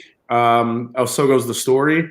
So what happened is that once rye became kind of the more popular thing now as it is now, it's still a growing category in the whiskey world these days. Everyone's getting into making a rye whiskey for cocktails and just to have in their core line. And when Wild Turkey stocks when they were just creating so much whiskey to keep up with the demand, they decided to increase production on the Wild Turkey 101. It's just that when they reintroduced it, that one just for some reason hasn't gone everywhere yet. So it'll be interesting to see if the rare breed makes its way all over. But yeah, the Wild Turkey 101 rye, it's kind of a weird deal. Yeah, it's weird, but yeah, same problem. Like, I've never seen one. I mean, I have one. I got lucky. I found it. It'd been sitting in a liquor store for like a year or two, and they're like, "Yeah, nobody wants this." I'm like, I'll take it. Yeah, I mean, it's an awesome rye for the price. Yeah, I think I paid like $35 for a liter. It wasn't bad. Yeah, I mean, it's all it comes is like those liter bottles. Yeah, so only $35. It's nice. It's a good deal. It's a great mixer. Wild Turkey it's a Kentucky rye, so it's a low rye. Right. So it works good in bourbon cocktails. It works good in rye-based cocktails. It's a great mixer. Definitely. Yeah, you can't go wrong. It's just, yeah, and I haven't. Then I think after I bought it, the same store had another one for a long time, and that's the last time I saw one. That was like 2 years ago. My favorite rye I tried this year, my rye of the year, was the Michter's Barrel Proof Rye. Oh yeah, that's good stuff. That stuff was ridiculously the toasted one, or just the regular, the regular one. That's the barrel strength. Not the toasted. The toasted is one of my favorites, but I'm talking about just the regular barrel strength. Regular barrel strength. Yeah, that thing is phenomenal. I agree. It is great. I mean, those things are going in. Those things are going in the barrel at 103 proof. I mean, it's such a low proof, such a low entry proof. So I filled my own bottle at the Fort Nelson distillery, and the one I got was 115. So it gained a lot of proof. Oh, did you get the one that you poured out of the barrel or whatever in your box and lit? Oh my gosh. A buddy got one of those. We were at Thursday night at a tasting. Oh, yeah. Dude, that's one of the best ryes I ever had. That thing was freaking awesome. Yeah, at the time, I don't know if there's been one higher, but at the time, when Scott from my bourbon journey was with me, and so was Dusty Dan. Yeah. So all three of us got to fill from this bottle, and it was 115 point something. And at that time, last summer, it was the highest proof point they had in rye. It might be something. I'll text my buddy tomorrow and find out what the proof is on it. Yeah, but it's something like that. It's freaking awesome though. Yeah, I can't go wrong with that. Yeah, we did that, and we compared it to the three we call it Kentucky Owl Ryes. I think it beat all three of those. Oh yeah, definitely. Those are all really good ryes. Yeah, oh, absolutely. Just unfortunately, it also beat them. Well, then we had a pick of Wilderness Trail. We had a pick of their weeded mash bill. That was really good. So their stuff now is getting into Wilderness Trail is getting into the 5.5 year mark for their juice. Okay. And it's amazing what it's doing. It's really delicious. Yeah, I love their stuff. I've got just the regular stuff from them. It's really, really good. That is a great distillery. Yeah. So Emily, just to confirm, I was pretty much right, but I want to make sure I get the information right for you. The where'd it go? Yeah, the Wild Turkey 101 rye. it was temporarily near discontinuation in the early 2010s as a result of low stocks, which I mentioned. Okay. The only bottles that were filled were liters, as me and Matt mentioned, and only available at restaurants for mixing. But yeah, over the last few years, as rye production has increased, there's more Wild Turkey rye out there. So, but yeah, there's no kind of explanation why it's not widely available, unfortunately. So Yeah, it's bizarre. yeah, But like Eric says, it sits up there in Wisconsin, collects dust. Nobody cares about it. yeah, and I think that was the reason why they didn't really. I think that was a big thing when Wild Turkey decided to do a rye. I mean, they have 2 mash bills. That's it. They have their bourbon and their rye. Right. And their bourbon, they just age it differently. And, the Long Branch, they, filter through mesquite. Which I do like. Yeah. Actually, I have no problem with Long. I didn't like it at first, but it's kind of grown on me. I think it's a great Wild Turkey needed an entry into their product line. Agree. And for the money, it's great. Hell, here, obviously, Matthew McConaughey's from Texas, but yeah, and that shit disappeared here when it first hit the market. They couldn't keep it on the shelf. I mean, it just flew off the shelf. People were actually just drinking it. They weren't even so much that they were just hoarding it; they were drinking the hell out of it, and coming back for another one. Well, that led to the shortage of the 8-year stuff because that's 8-year-old juice in Long Branch, and. Okay. So that's why Wild Turkey 101 for those 3 or 4 months last year, those specially coated bottles, the LG / GG, GH, GL, GJ, those right. Those had 10 and 11-year-old juice in it because they needed to finish the batching and they ran out of 8-year-old juice because of Long Branch. Which is insane. Yeah, which you would never think, but yeah, it's done really well. I mean, throw Matthew McConaughey on the bottle, why not? Yeah, you can't go wrong with that. I mean, it's Matthew McConaughey. Yeah. Emily Chambers, if you want to try some Wild Turkey 101 rye, I'll be glad to send you some. Yeah, she's unfortunately in the barren wastelands in the middle of Florida where apparently they get nothing except for overpriced. She just told me the RC6 goes for like $200 there. I'm like, that's insane. It's like a $55 bottle. Yeah, I was like, yeah, no, it's good. I mean, it's probably one of my favorite Maker's Mark products, but it tastes nothing like Maker's Mark though. It's so vast. Well, that's the thing. It tastes like Maker's. Yeah, because I really like the cast strength of Maker's a lot, but yeah, that one does not. Honestly, my favorite Maker's is the 46.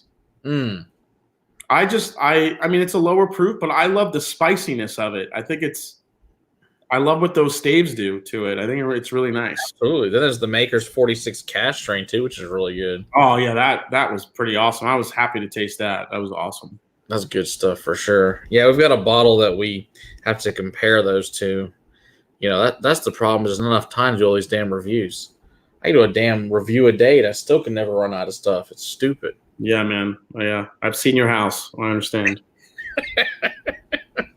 I remember I thought I walked into the bathroom. I just walked into another room of bottles. I'm like, where am I?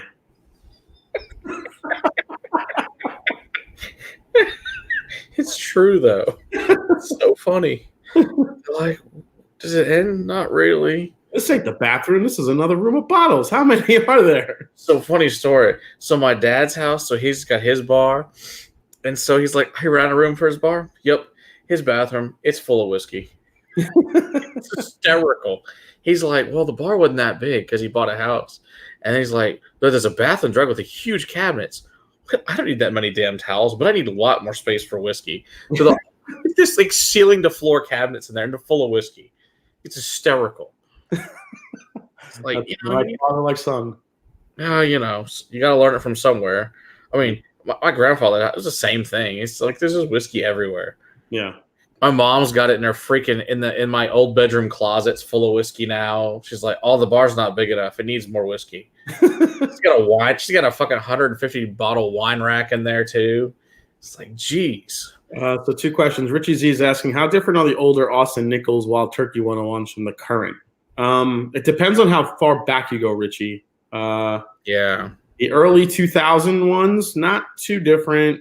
You get into the 90s and 80s, there's a substantial difference. There's just not the there's something about a Wild Turkey Dusty that just has such an extreme butterscotch note and the dusty corn note. It's just really good.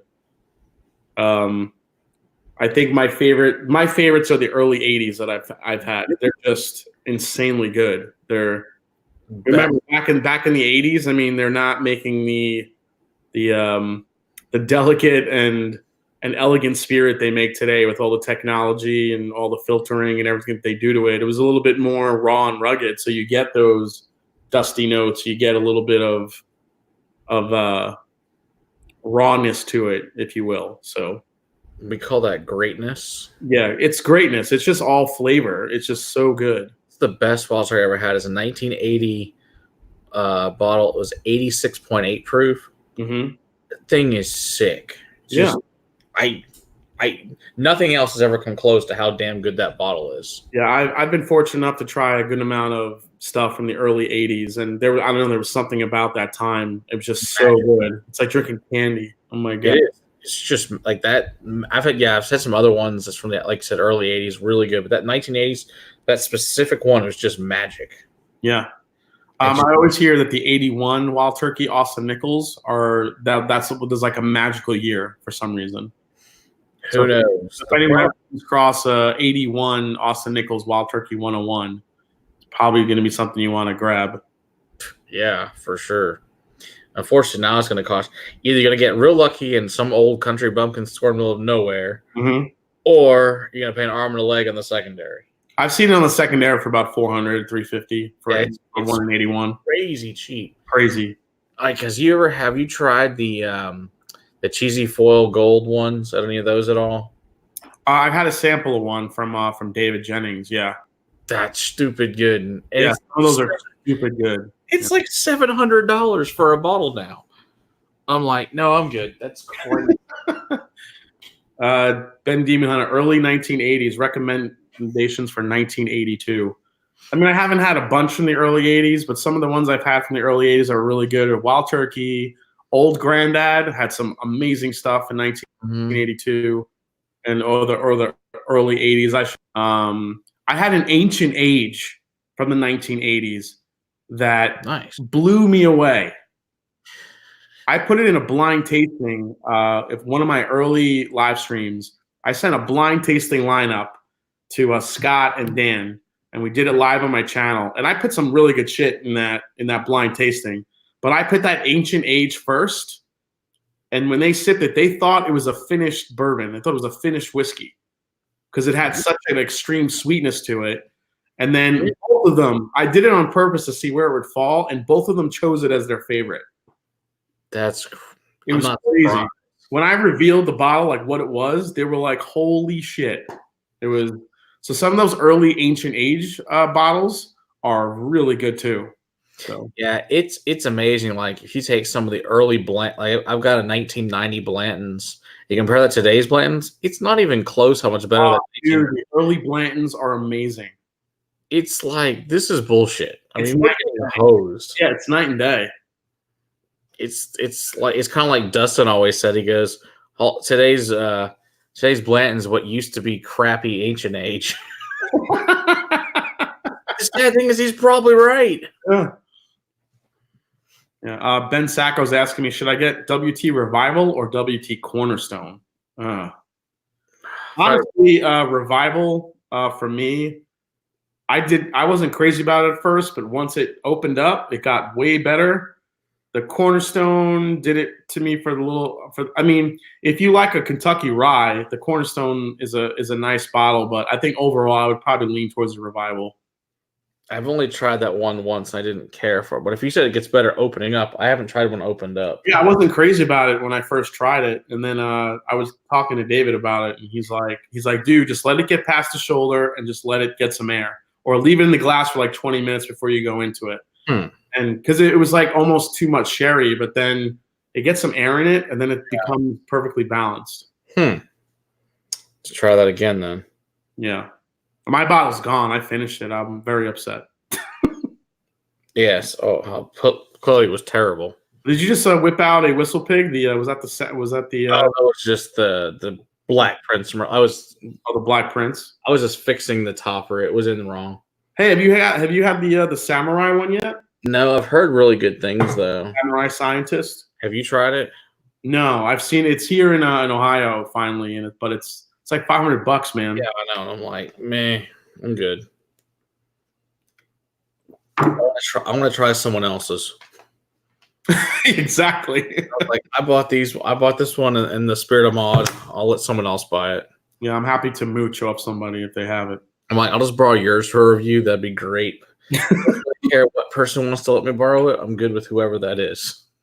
Arthur Lopez asked a question earlier on Rebel Yell 10 single barrel. Actually surprised me. Speakeasy, not super impressive, but also an easy sweet sipper. Yeah, I'm a huge fan of the Rebel Yell 10 single barrels. Good stuff. That stuff is sourced from Heaven Hill because it's out of Luxco. So that's Heaven Hill juice. Basically, it's a Heaven Hill weeded bourbon. Yep, it's tasty. Some of the single barrels though you get are really good. So. Yeah, that's just very true. Or hey, it's kind of like Donald says, Old Jameson and Bushmills wipe the floors and says, "Oh, there's no doubt." Oh, can imagine. Because you get some of the old 12-year and 18-year Jameson, they're freaking awesome. But or if you can just get, so somebody sent me a 1984 Johnny Walker Red. It's really good. Really? Compared to today's stuff, to shit. Wow. It's actually drinkable. I wonder because. Is it like because it's back then they just couldn't they had no way to like fake anything. It is what it is, so it was all good. I think so. I think plus the proof's like 87.6 compared to today's, it's 80. Oh, okay. I think that's a factor, but but the main factor is there's much more malt in it than there is grain. Whereas today is heavy grain, whereas back then it was heavy malt. it was a 70-30 split malt grain, and now it's a 30-70 split grain malt. Yeah, that's the problem. So it blows. Well, yes, if you get some of these older blends or some of the newer blends are starting to go back to that are really good blends, is they're putting a lot more malt in them again. But that's how you make a good blend. You can't put a bunch of grains in there. It's just too much damn corn with your malt. Exactly. You need some malt to balance it out. But, Eric says, well, Jay, just say you will do a shot of Jaeger if you reach $100 on your next life. The Jaeger cold brew, yeah. I'll do it, man. Even though I'll have to do it at the end of the stream after my tasting because my palate will be gone. Those are really sure. Yeah, that should be a new goal for because last week on his birthday, they made like 604 people in their chat for their live stream. Who did? And Chad and Sarah. Oh yeah, I saw that. Was insane. That was insanity. So Chad did the Jaeger bomb, but now I guess this will be her turn next time. Make her do it with the cold brew, because that shit is gross. Yeah, I'm gonna do it for. I'm gonna do that for my live stream Wednesday. I'm gonna start the trend. Yeah, I would just get a mini bottle of it. That is all you need. It is horrible. I don't know if they have the mini bottles here yet. I hope so because I do not want to buy a full bottle of that shit. You do not want a whole bottle of that shit. It is terrible. That is some of the worst new shit. It ranks right next to the Malort. This shit is bad. Oh, the Malort, yes. So I think for next year at the Bastards Ball, we need to bring Malort with us. Yeah. I've got a bottle just for it. I've got a bottle I would love to share. We should bring multiple bottles of Malort and see how many times we can get people to drink it. Anybody that lives in Chicago or Illinois that's going to the Bastards Ball, bring a bottle of Malort. That would be so damn funny. There's a bunch of bottles of Malort going around. Yeah. Because that's, so Vito freaking likes that crap. Because he likes that bitter garbage like Campari and stuff and aperitif. Yeah, he loves, he told me that he loves like that. He loves grapefruit. So if you love that grapefruit bitterness, then you love Malort. Oh, absolutely. Yeah. We had a girl came here because usually people drink it here and they're like, do the usual Malort faces, how bad it is. She's like, oh, I kind of like that. I'm like, son of a bitch. Arthur Lopez says, I honestly want to try Jephthah and Malort. I still want to try. I can send you a twin pack of both if you really want to try both. Why is Jephthah so bad? I don't understand. I don't man. I always feel like I'm shitting on them. I've never had that one. That's one I've always been like, It's just they just ruined it. I just feel bad, man, because I feel like because it's a family operation. The father is the farmer. He does he plants and harvests all the grains. The mother is the maturation, and the daughter is she does the marketing. Okay. They have great marketing. They have beautiful bottles. They do a great job on that aspect. But 2 years ago, I tried the new make before it was aged.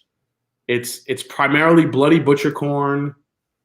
It's got some rye. It's a 4-grain bourbon, so it's got a lot of stuff in it. But the thing is that they malted all the grains. Oh, So I feel like between that and whatever happened in the barrels, it literally tastes like mothballs in your grandpa's basement. oh, it sounds horrible. It's horrible. It sounds like something I must try. Yeah. All right. So yeah, you're gonna get some Malort too. I mean, you're gonna get some Jephthah when I send you this Teeling. There you go. Yeah.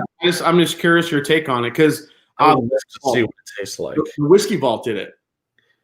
Yeah. They got a bottle of Jephthah and they tasted it live, and they were pretty nice to it. But I think Daniel probably said it best when he said it has an agriculturally thick flavor to it, which is basically a nice way of saying it tastes like dirt and like zoo poop. Great.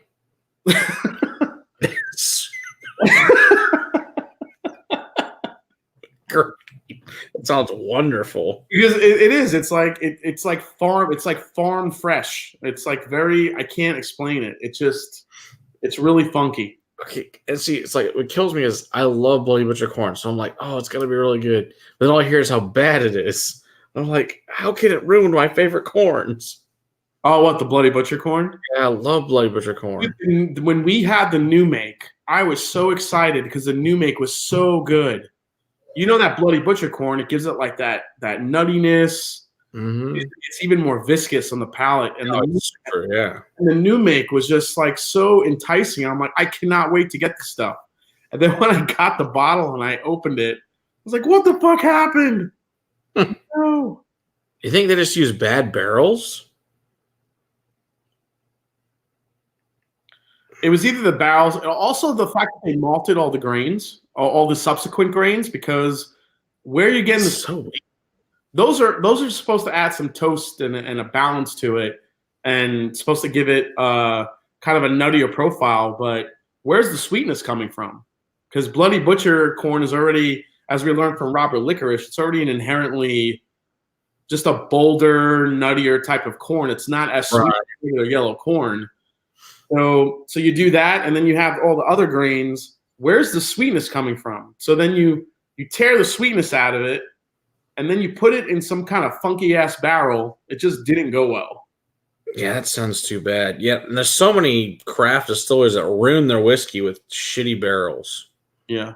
It's like, stop using kiln-fired garbage that's been dried for 6 months. Yeah, the poop to bottle. Poop to bottle, yeah. All I can imagine is some asshole sitting on an outhouse shitting in a bottle now. It sounds horrible. Yeah, but you know what? I've actually met a couple people that really like the Jephthah. I think you have to be. You have to kind of like that agriculturally that profile to it. Some people like it. It just wasn't my thing. After what I had in the new make and how sweet and delicious it was, I was excited. So yeah, it's too bad that you've ruined the new make to that. That's a shame. Yeah, I'm hoping their batches get better. I don't know what happened to maturation, but we'll see what happens. Yeah. I heard batch 2s are hitting the shelf. So how old is that stuff anyway? It's not that old. It's only a couple years. Okay. Yeah. I don't know. I guess it is what it is. They can't all be winners. Something has to suck. I mean, ask Diageo about White Walker. They're good at something. Had to suck. Oh, hell, the new one. The Dragon Piss. Oh, it's well the new White Walker sucks. Then you've got the freaking Ice and Fire, and they both just are like meh. What is this garbage? Like, why would you bother? I actually thought I would like the fire one, the one that was a little bit heated. So did I. It was so bad. It's terrible. I actually like the ice a little bit above it, but it still wasn't that great. No, it wasn't great, but significantly better than Fire. Significantly better than Fire, yes. I'm like, how did you take something that sounds so great in the bottle and just tastes like crap? Well, because the money's in the bottle design, not the juice. Oh, clearly, that is the bottom rung of the ladder, 3-year freaking Scotch. Yeah, easily. I mean, there can't be anything possibly better than that in there. Yeah. It's like, oh, we'll spend zero money on this garbage, spend it all in the bottle and the cool design, and then put garbage in here. That'd be great. People will buy it for $35. Wait, but there's places here that have cases and cases of White Walker. I'm like, you're never going to sell that. You're stuck with that forever. Yeah. I mean, unless you give it away as like $1 as lighter fluid, you're stuck with it. Yeah, I clean my toilets with mine. Oh gosh. Eric, yes, I did add water to the Jephthah and ice to see what it would do, and it did not help it. Oh, that's funny. A little bit. It got a little bit sweeter, but it still had that really, really farmhousey aftertaste. So, yeah, this just—it's either going to be real interesting or real bad, real quick. Yeah, it's one of those love it or hate it whiskeys. So, but there could be worse things, right? It could be the oat from Woodford. Oh, dude, that's another one I wish I didn't buy. That shit is horrible. I will never. I'm giving some of that shit away too. People, as you know, the only Masters Collection bottle I'm ever buying is the batch proof. That's it. And even in the first one of those is the better one of those two. Of the batch proofs, the first one I think is better than the second one. Oh yeah, I have the first one. I love it better than the second one. Which is a shame. But it's just like, could you guys please bring the price down? This is absurd. Yeah. Stop at the 90.4 proof, dude. Oh my god. Yeah, it really is just your signature thing, but it's bullshit. Yeah, it is their signature, but I mean, they make. Don't get me wrong, Woodford makes great thing. That just doesn't happen to be one of them. You know what I wish was non-chill filtered are the rare breeds. That would be nice. Imagine how good that shit would be non-chill filtered. Be amazing. Like rare breed, because a lot of people don't realize, but yeah, rare breed. It's barrel proof, but it's chill filtered. That is a shame. That's why the Russell's single barrels just have a little bit richer of a flavor profile because those are non-chill filtered. Man, if they did that to the rare breeds, that would be up there, I think, with the Stag and the ECBP if they'd non-chill filtered it. For real. Oh, I like Donald's comment about Canadian Mist. It's the product of bathwater of a sweaty, dirty hoser in a hot shower, hence your Canadian Mist. I love how he used the word hoser, which is such a Canadian term. Hey, hoser.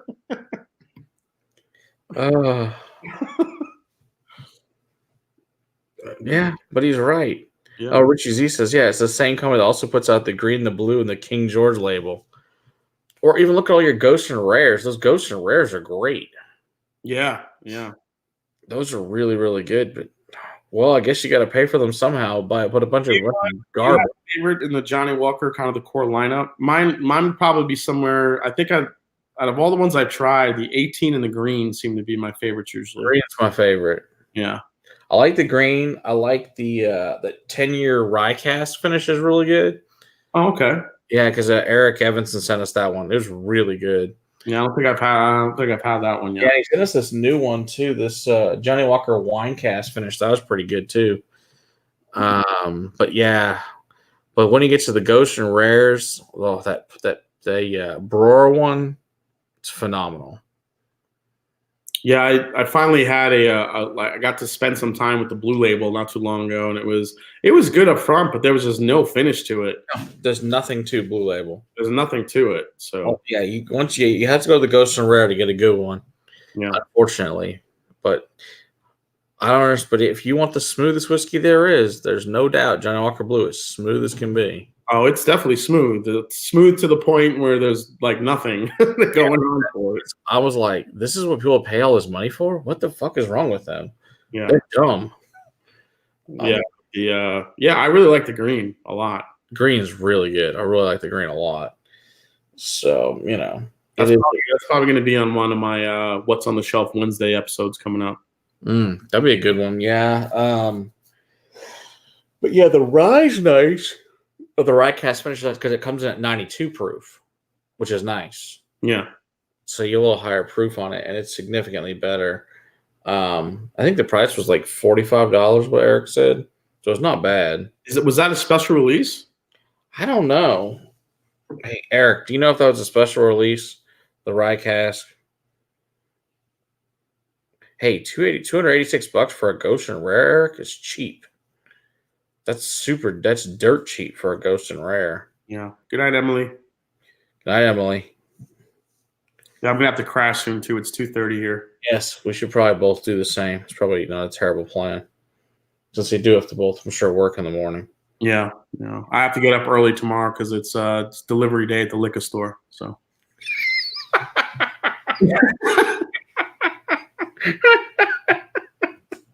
yeah, every Tuesday morning I go and I wait and I wait for the guys to come and tell me what they're getting in. And if it's good, I wait. If it's bad, I go to work. So What time is your liquor stores open there?